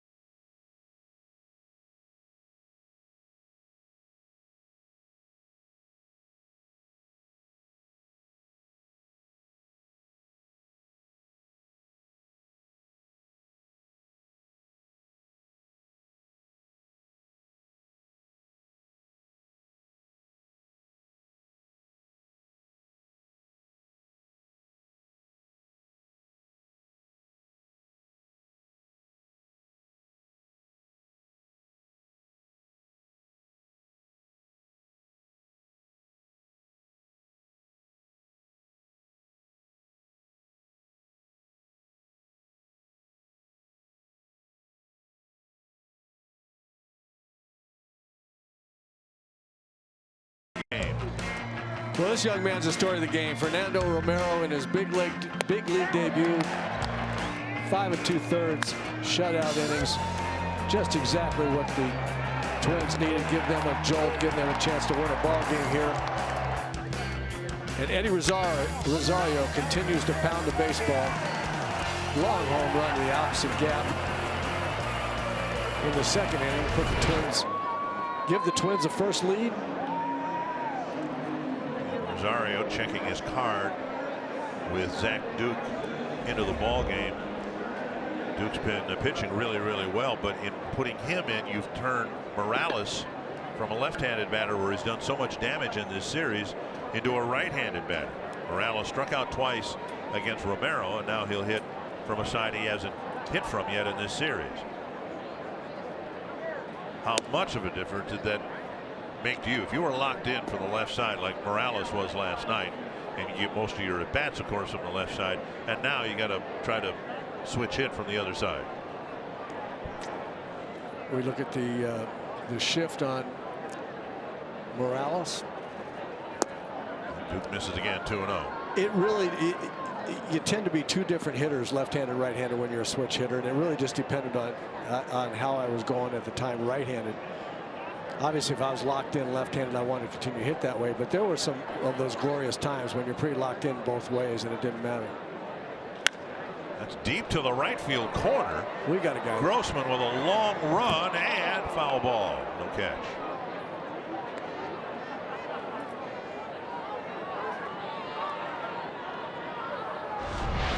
He had a long way to go, and this ball is going to be hugging that wall right there. Just couldn't quite get there. The count's 2-1. Left-handed, right-handed. The balls always seem to jump off of Morales' bat. That ball was hit a long way down the right field line.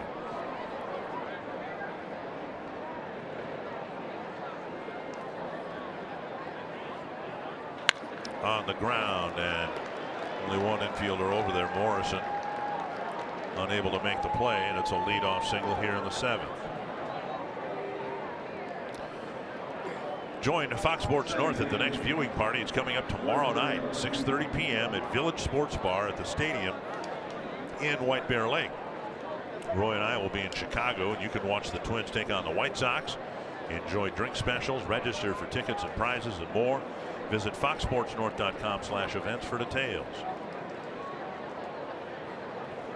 Lourdes Gurriel will bat. Slow runner at first, but nobody out.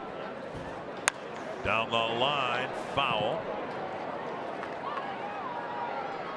Duke, who had a good outing here a couple nights ago, an inning, No hits, 1 strikeout. He's seen these right-handed batters, first Morales and now Gurriel, try to take him the other way.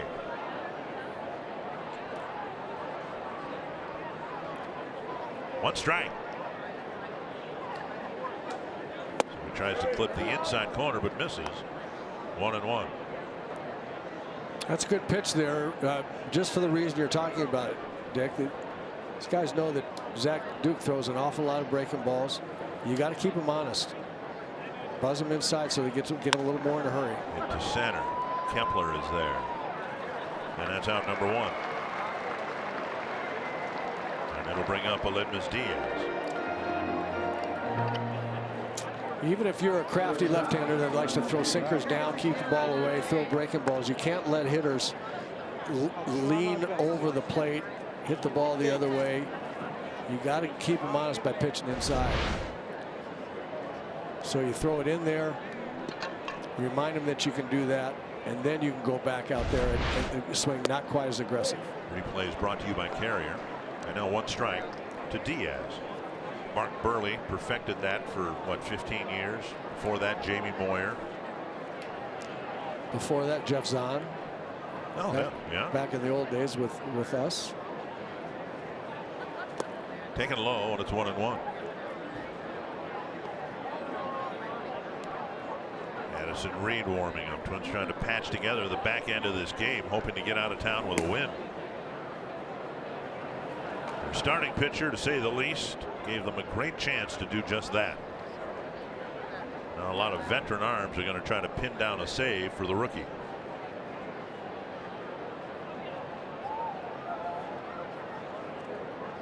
Swing and a miss, 1-2.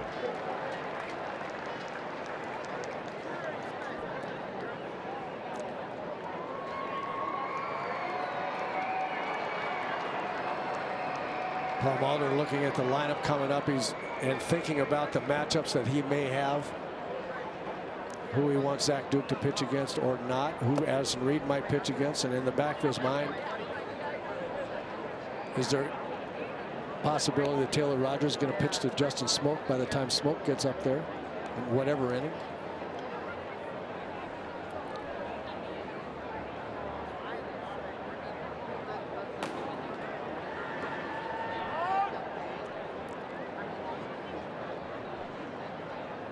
I'd like to get this out right here. Love to have a double play, but I'd like to get this out here and have the left-hander pitch to left-hand hitting Granderson. That's a good pitch there. That's a big strikeout.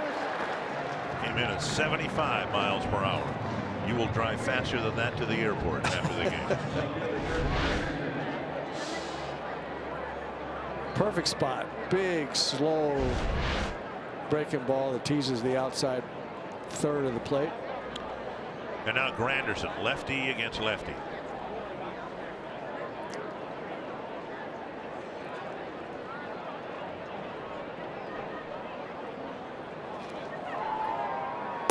Strike on the outside corner.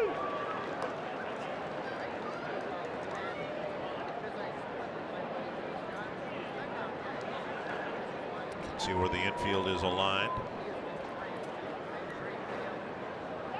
Nice block by Castro. It would take a pretty special situation for me to see how Curtis Granderson might hit a ground ball to the left side. I mean, you almost have. This is a perfect example of the shift. You can clearly see why they would have the infield alignment this way.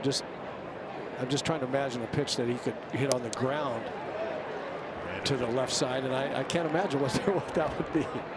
He wasn't going to hit that pitch to the left side and almost hit him in the chest. 1-2.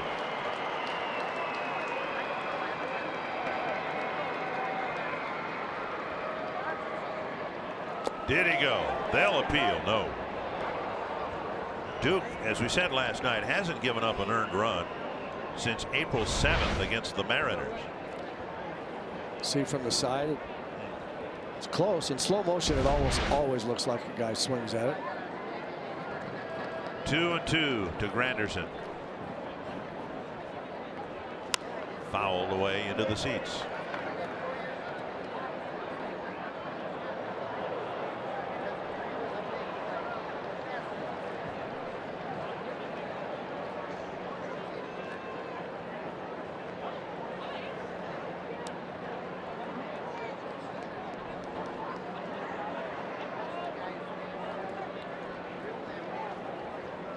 Got him with a breaking ball. Another great outing by Zach Duke.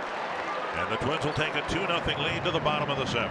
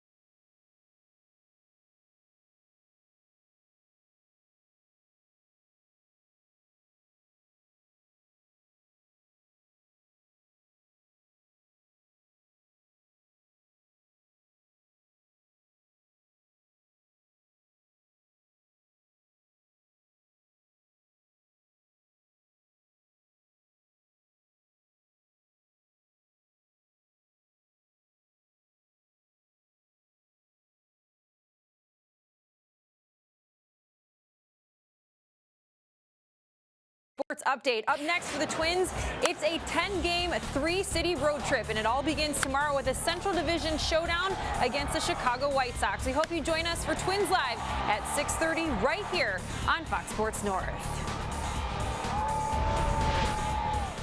It's been a beautiful day here and very encouraging developments from Target Field. Fernando Romero in his debut gave the Twins 6 shutout innings, or 5 2/3 shutout innings. The Twins have a 2-0 lead, and it'll be Gregorio Petit leading things off here in the 7th. He'll be followed by Jason Castro and Brian Dozier. And I want 2 more runs. Am I being greedy by asking for 2 more? No. I think they need 2 more runs. I would venture to say that most of our viewers would rather have 3. But I know what you're saying. So many of these games have been lost because the Twins didn't add runs in the late innings. Didn't add runs at any time. They've had some opportunities to break the game open. Fouled back, 2 strikes. I mean, most notably, once again in the 2nd inning, they got 1 run, but there was a 4 or 5 waiting to be had in that 2nd inning, and they couldn't get the hits they needed to put together a big one to break the game open. And Petit waves at strike 3 and a foul ball. So the at bat alive.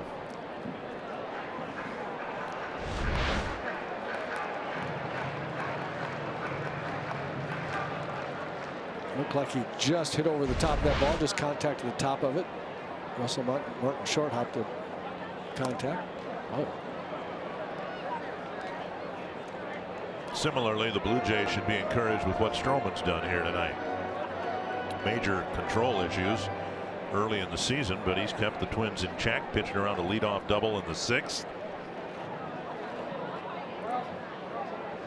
Well, unlike his starts up till now, he's been a much better command of the strike zone. Lifted to right. Hernandez circles around it, makes the catch, 1 away. May 15th is Scrubs Night here at Target Field. A limited number of Scrubs Night theme night ticket packages are available that include a game ticket and Twins branded scrub pants. Go to twinsbaseball.com/scrubs. Learn more about the Scrubs Night theme night offer. Maybe more importantly to you, it's the Cardinals in town for Scrubs Night. Twins play a couple in St. Louis on this road trip. Then the Cardinals come here for a couple. Get a chance to see a guy I think might very well be in Cooperstown when it's all said and done. Catcher Yadier Molina. This ball hit hard to center, but Right there is Pilar to make the catch. 2 down. And then now Brian Dozier will hit with 2 away.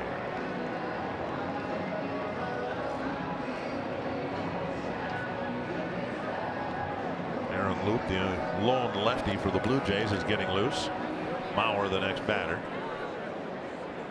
Mauer, Kepler, Escobar from the right side, not as good, and then Rosario. So a lot of left-handers coming up. That's the anticipation over there in the Toronto side. Whether the Twins score another run here in the 7th or not, it'd be nice for Brian to get that feel back.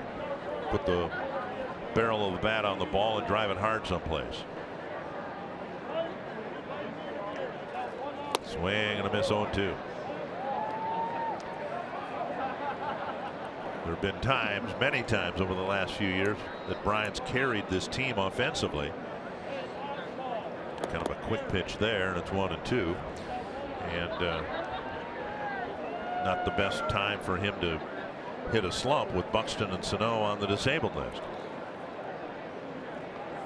Well, Dozier almost certainly, most certainly can carry the club and do it for long periods of time. Drive to left center field. Pilar running to the gap, dives and makes the catch. Kevin Pilar with a great catch in the gap, taking an extra base hit away from Brian Dozier. Well, he can go get the ball as well as almost anybody. We know the exception.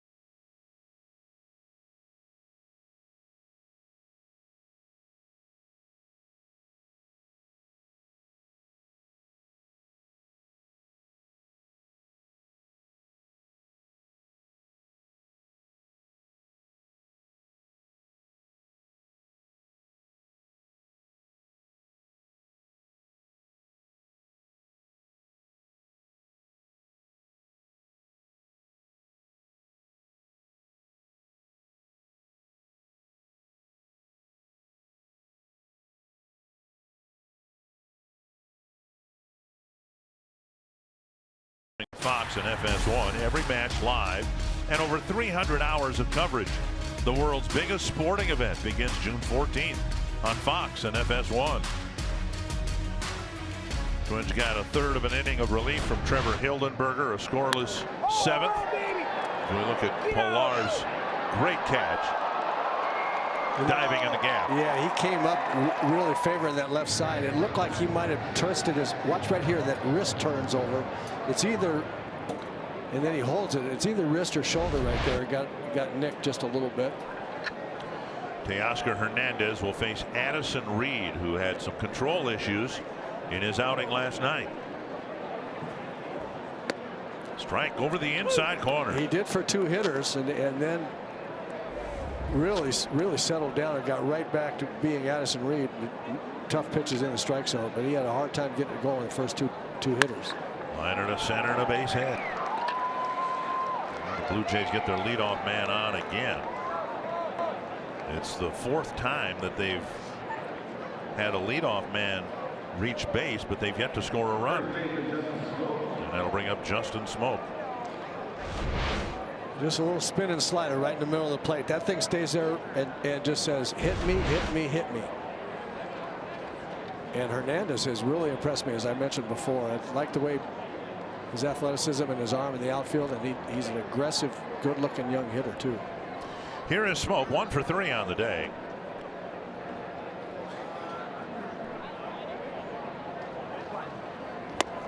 On the outside corner, a strike. Reed walked Smoke to start the 8th inning last night, then fell behind Solarte and gave up a double.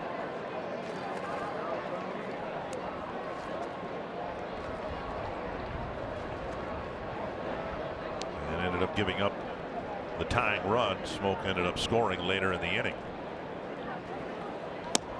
On the outside corner again. Smoke looks back in the distance. Reed pretty tough on himself after the game, or after the inning, but not as tough as Ken Giles was after his outing last night. There's a pitch on or near the corner. Out in front with a changeup and a big strikeout, 1 away. Reed last night was animatedly upset and showed that as he got back to the dugout. The Houston closer Ken Giles, in a similarly frustrating outing against the Yankees, punched himself in the jaw, and hard. I've never seen that before. As he got to the top step of the dugout, he hit himself in the jaw really, really hard. Pitches up, ball 1. Oh man. Now you'll see pitchers after a frustrating outing.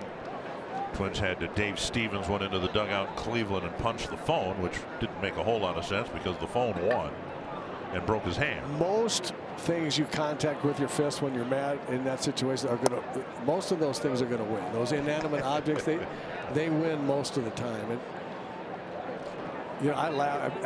I hate to see guys do that because I mean, you don't want your teammate that are so important to you, the closer. I mean, what if he breaks a knuckle or something? I mean, you want That's to go exactly what happened to Stevens. Yeah, you want to go up and slap him. Big pop up, short center field. In the air a long time, and it is Rosario with the catch, 2 away. But you know, hitting yourself in the jaw. I mean, but it was. I mean, that's just funny. I mean, it's so dumb. It's funny. Of course, the good thing is now there's a shelf life of that video, only about 72 hours, and it'll never be seen again after that. For as long as he pitches, for as long as he has children or grandchildren, they're going to see that video last night.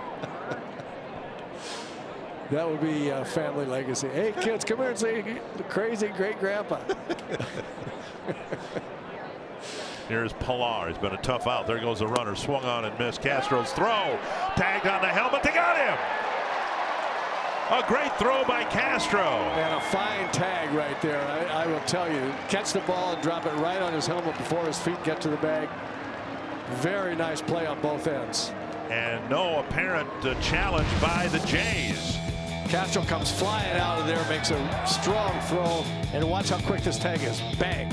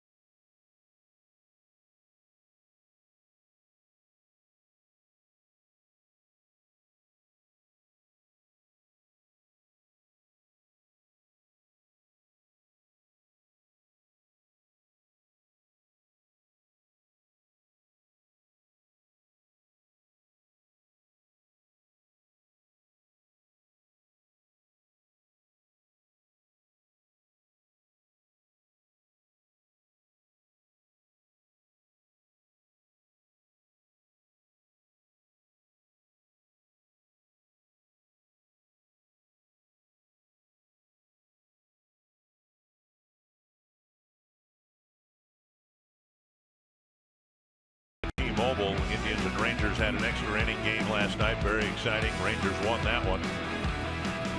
And the series finale here today with the Indians leading 4-1. And then this, Jason Kipnis home run. Off to a very slow start, but that young man can hit. Once he gets heated up, that's just another one of the great hitters in that haunted Cleveland lineup. And with Corey Kluber on the mound, pretty good bet Cleveland's going to win that game. The Twins are trying to win theirs this afternoon. And Marcus Stroman gave the Twins, or gave the Blue Jays, a good outing. He gave the Twins fits, just a couple of runs over 7 innings, and it will be left-hander Aaron Loup facing first Joe Mauer.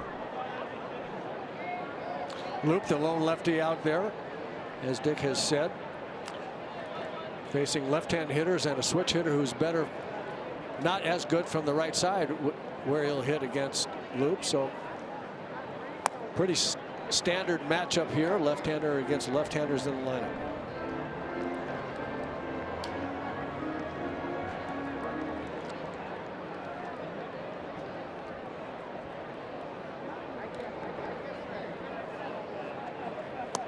And a strike that covers the inside corner.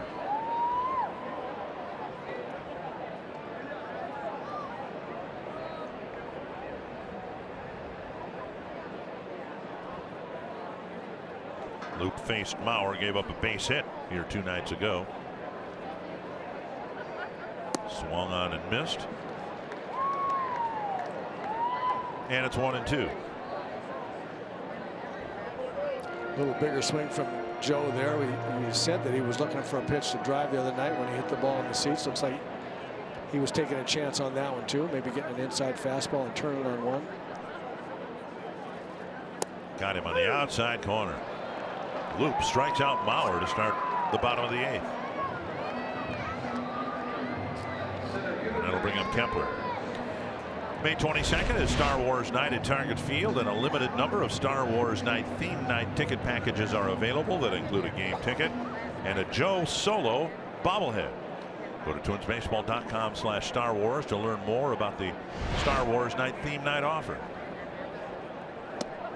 As we've detailed throughout the season, maybe the brightest spot for the Twins this year has been Max Kepler's hitting and his ability, with a small sample size, to show improvement from the facing left-handed hitters. He's hitting .316 against lefties.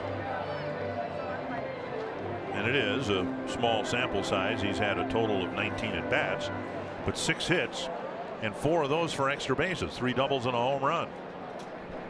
1-1.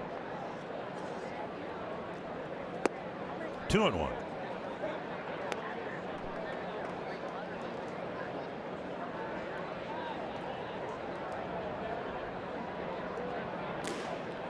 Fernando Rodney getting ready for the 9th. Dump to left and a base hit. Kepler has another hit, a soft single to left against a left-handed pitcher. And that approach right there is why he's getting better against left-handers, and I think if he continues it, he will take the next step here at this level and be a complete hitter. Waiting longer, not trying to pull lefties. You watch him here. He identifies and goes back through the middle with his approach. Ball got in on him, but he wasn't trying to pull it. He was waiting and waiting, and you're going to get a lot more of those kind of hits when you do that. And then when a lefty hangs a breaking ball, you're right on it. Then you can start setting pitchers up, and it really gets to be fun. Once you start doing that, they say, well, I can get him out inside. Then you look in there, you crash a home run on the inside fastball. Then you know they're going to go right back outside and breaking balls and start hitting the ball the other way. I wanted to talk to Justin about that. We didn't get a chance, but boy, he got to be fantastic at that. I asked James Rowson yesterday about Kepler and what he's seen different, what he's seen that's been different this year than last year. And one of the things James said, that Max never really got caught up in the righty-lefty thing, that he realized the numbers said otherwise. But Max took the approach, look, the baseball's the same. It's got to cross the plate, and belief in himself that he was a good hitter, that was kind of an aberration against left-handers. And would learn with more exposure to left-handers. There's a ball hit into center, and that'll drop for a hit. Kepler going to second base. Yeah, Twins have a few of those coming to them. I'm glad to see them get some of those little. You know, they all even out. They do not even out. They've got a couple coming to them, a couple more even, but good to see that. Well, what James Rowson said about Kepler, I think is absolutely right from a psychological sense. I think it's great he didn't let it get to his head, but he does have a different approach this year. Max is a pull hitter against right-handed pitchers. There's no question about that. And I think he had the same approach against lefties. And that will give you a problem here. If you try to pull lefties all the time in the big leagues, you're going to have a problem. And what we've seen from him this year is that his willingness to wait a little longer, get jammed if he has to. But we've seen him hit left-handed breaking balls for home runs and doubles. And it's all a question of him being willing to change his approach just a little bit, not try to be so dead pull against left-handers. And now Rosario with 2 men on. Outside a ball. Rosario with a home run in the second. A couple of ground balls pulled. 1 for 3. And oddly, Rosario, who seemed in prior years to be indifferent, right-handed or left-handed. A bullet to center, and that's down for a hit. Kepler to third. He'll be held there. Rosario, of all people, was hitting just 111 against lefties, but a solid stroke to center. 3 straight hits against Loop, and now Grossman will bat with the bases loaded.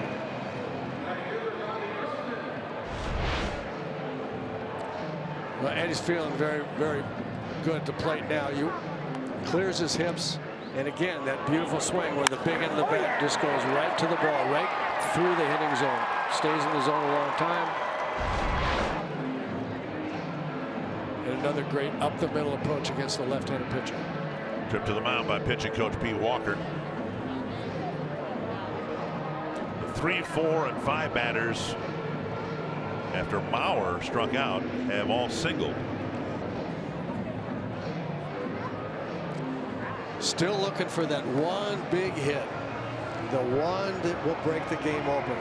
The Twins have been so close. They've lost ball games.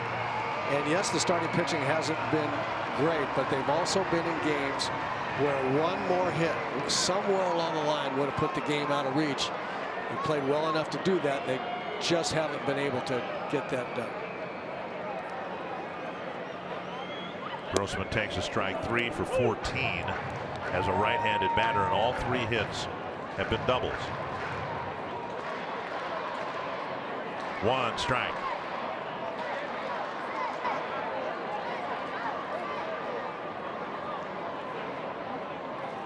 Nice stop by Martin, and Kepler thought about scampering home. The ball rolled about 15 feet up the baseline. That's a heck of a stop by Russell Martin.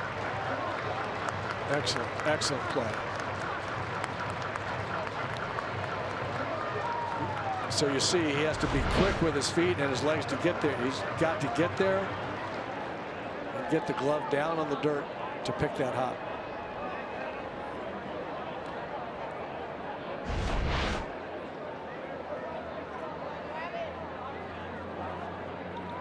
Inside 2-1.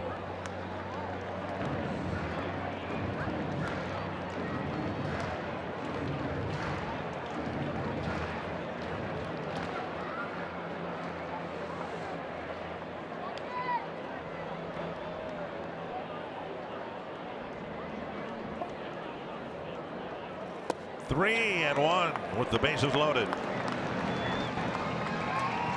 couple nights ago, the Blue Jays got an important run with a bases loaded walk. Robbie Grossman's the right guy to have up there with the bases loaded on many levels. He's just not going to swing at a bad ball. He's going to make you throw the ball where he wants to swing at it. Driven to right and hit well. Hernandez is back. He'll make the catch on the warning track.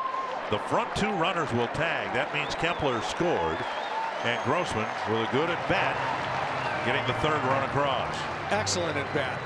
Layoff pitches you can't handle until you get to 3 and 1. You know he's got to come in there, but then he doesn't try to do too much with it. He's not looking for the ball middle end to pull the ball.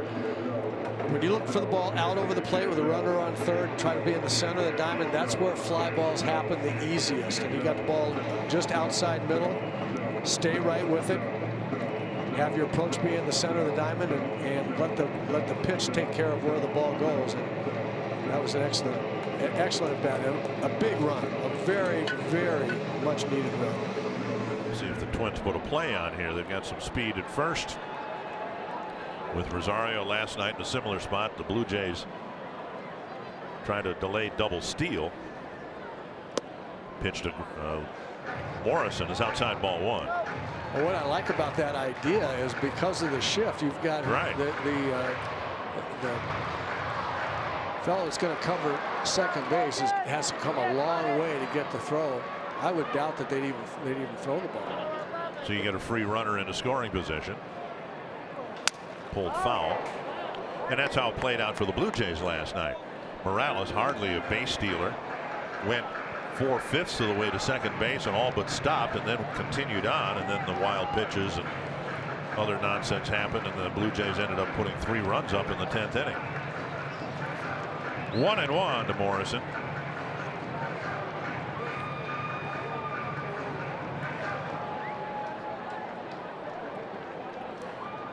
Has a new stick.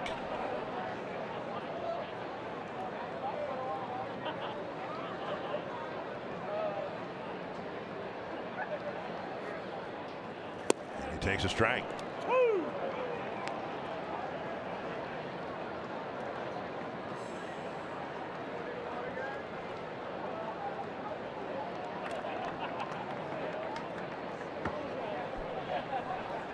And McGill getting loose in case Morrison hits a 3-run home run. Or a 2-run double. There goes Rosario. And the pitch is outside, and no, they don't throw at all.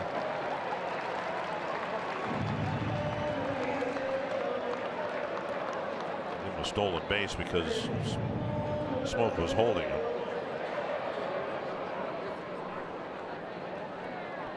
Two and two now to Morrison.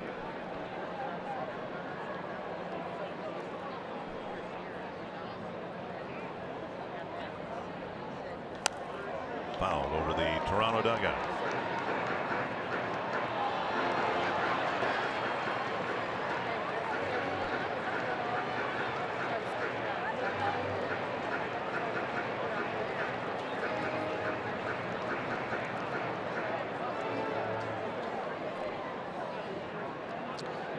Just something to get this big man going. This would be one of those kinds of somethings. Driving a couple of runs here, have a good swing against a lefty, just needs a spark. And outside, 3-2. First base open and Petit on deck. And again, as Justin Morneau and I were saying, 3-2 is, especially with first base open, this is not an automatic fastball count by any means. He's going to try to be making a pitch here, and if he walks him, he almost doesn't care. It's his last hitter for the, be my guess. So he's going to try to throw a nasty pitch of some kind. Tried to send a fastball over the outside corner, but he missed. Morrison draws a walk, and they're loaded up for Petit. And DeMarlo Hale will come out to make the pitching change.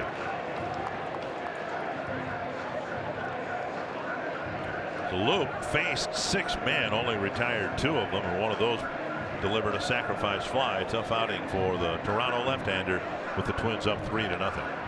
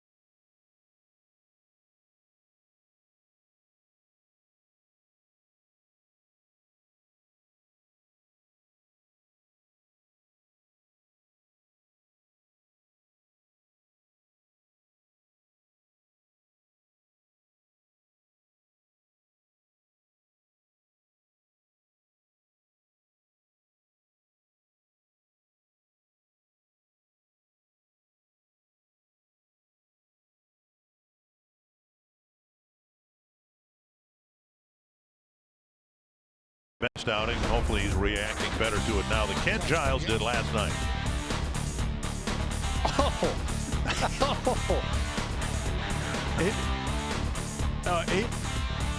Well, so what I want, he drilled himself. Yes, he did. So what I want to know is, does that mean he can't take a punch, or he can't throw one? I just hope he's all right. I hope he's not. Come on, don't do that. Pitches outside. You need to learn a lesson from that. Ramirez, the new Toronto pitcher, and Gregorio Petit has a chance to break the game open here. It's just 3-0, but there are 3 men out there and 2 down.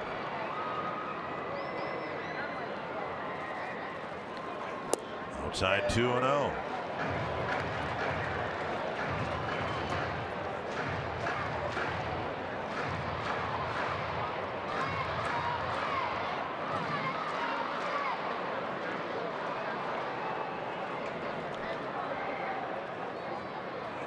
Hooked foul. 2-1. Petit has looked an awful lot more hitterish than a 250 minor league batting average would suggest. He's gotten some hits. He's drawn a walk or two that have been important, and he's up there swinging the bat like he knows what he's doing. 2 hits last night, 1 already here today. This would be his biggest hit as a Twin.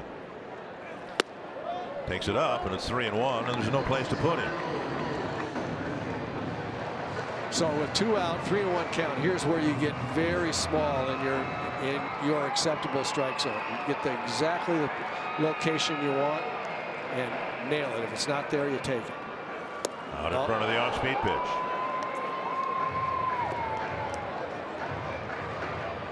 Just fooled by just looking for him to turn on a fastball right there. Swung at the first thing he saw, and it wasn't that pitch. If he's going to throw it 3-1, you got to believe he's going to throw it 3-2. So you either have to have that in the back of your mind, or you have to be hitting the right field to watch everything. And he took ball 4. And it's a 4-run lead. And the chances of McGill coming into the ball game have greatly increased here, thanks to a couple of runs in the 8th inning. Good at bat there by Petit. He got the 3-1 breaking ball. That was a good one.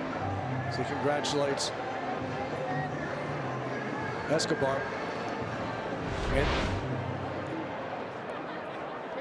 he started with a breaking ball through fastballs until he got to 3-1. Threw a good breaking ball, the only really good one he threw, and then couldn't throw a 3-2 for a strike. Outside to Castro.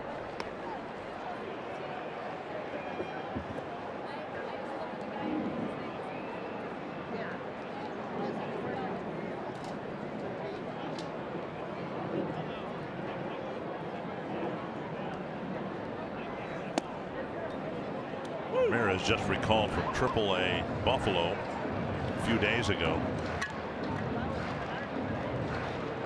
Made his major league debut last September. 10 scoreless innings to start his big league career, but 3 inherited runners, and at least 1 has scored here in the 8th inning. Castro almost helicoptered Brian Dozier with his bat, lost the bat, went flying over there and then toward the on deck circle. Brian ducking for cover.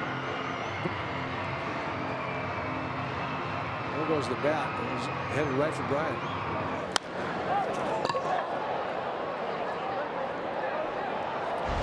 One and 2 to the Twins catcher.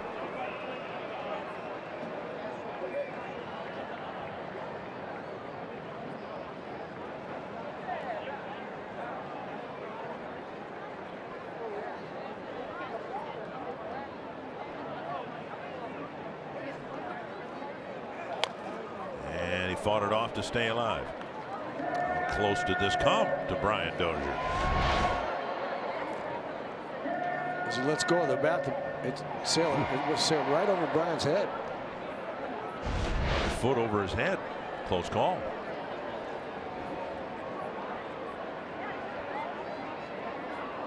Another 1-2 on the outside corner. And Castro didn't like it. The ball's way outside.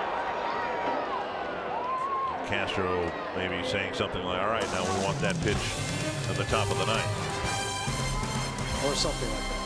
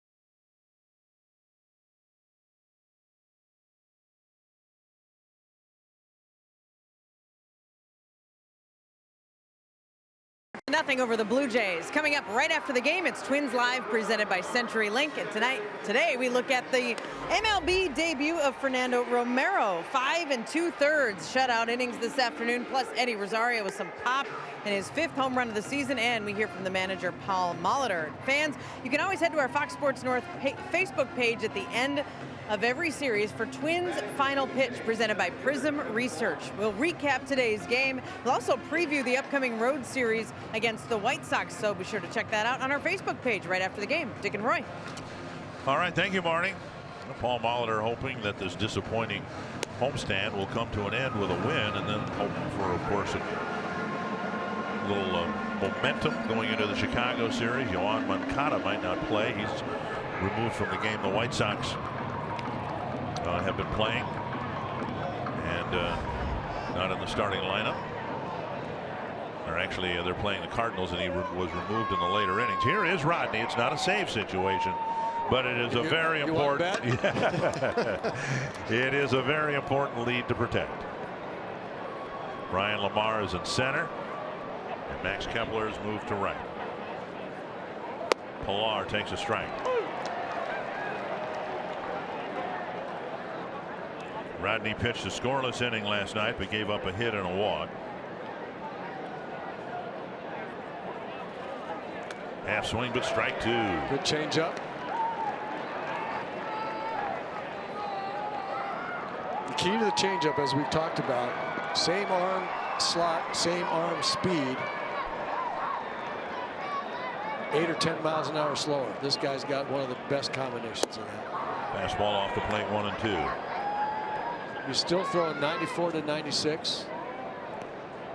As Justin Morneau and I were talking, it gets your attention in terms of getting your bat moving, thinking that you have to be quicker to get the bat head out, and then you're vulnerable to that changeup because it looks like so much like a fastball out of his hand. And now 2-2.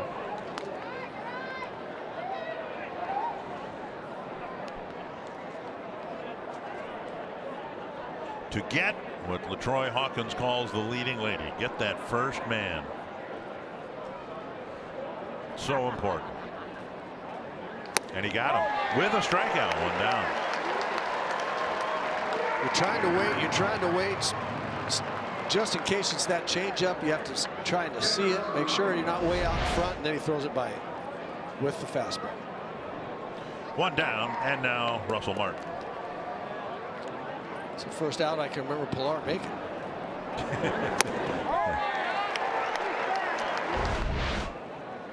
Martin with a walk, 0 for 2, and a bounder foul.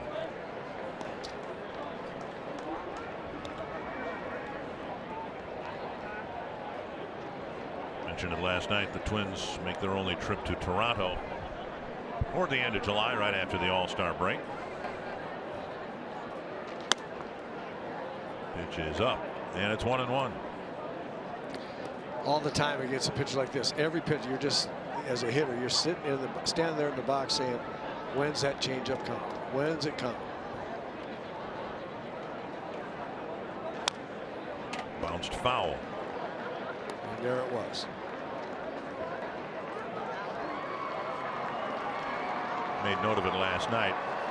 Rodney was a great tutor of today's starting pitcher, Romero, adjusting the grip of his changeup, throwing it more across the seams.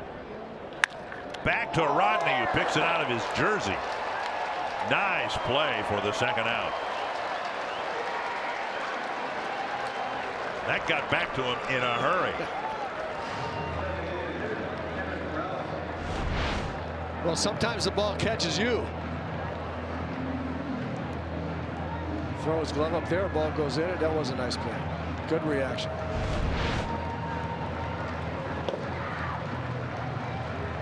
And now Morales, last hope for the Blue Jays.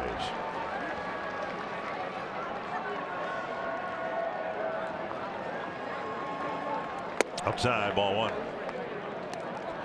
And I still have Morales' strikeout from the second inning circled. It was a big one. First and second, one out. First time that Romero had to pitch from the stretch in a scoreless game. Morales had 2 home runs last night and looked like he was locked in. And Romero got him with a breaking ball. Struck him out again in the 4th inning with 2 men on in scoring position. 2-0. 3-0. Baseball fans know that 1, 2, 3 innings for Fernando Rodney are uncommon. And as good as he's looked here in the first 2 at bats, now it's 3-0. He's pitched that way for 20 years.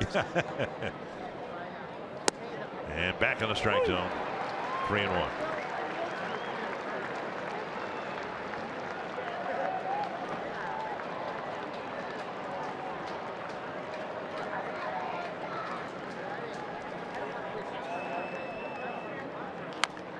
That's up the line, and it will stay fair. And a nice play by Morrison getting that ball before it hit the bag. And Fernando Rodney saves it for Fernando Romero. And let the ABBA begin. Not a good homestand, to be sure, but at least it ended on a high note. And a little glimpse of the Twins' future. Tom Hanneman looking very bright with the major league debut of Fernando Romero. There was something in the air today, Dick. The Twins produced some positive results on getaway day. Something to build on during their 10-game road trip. Up next on Twins Live, Justin Morneau looks at a big day for this ball club.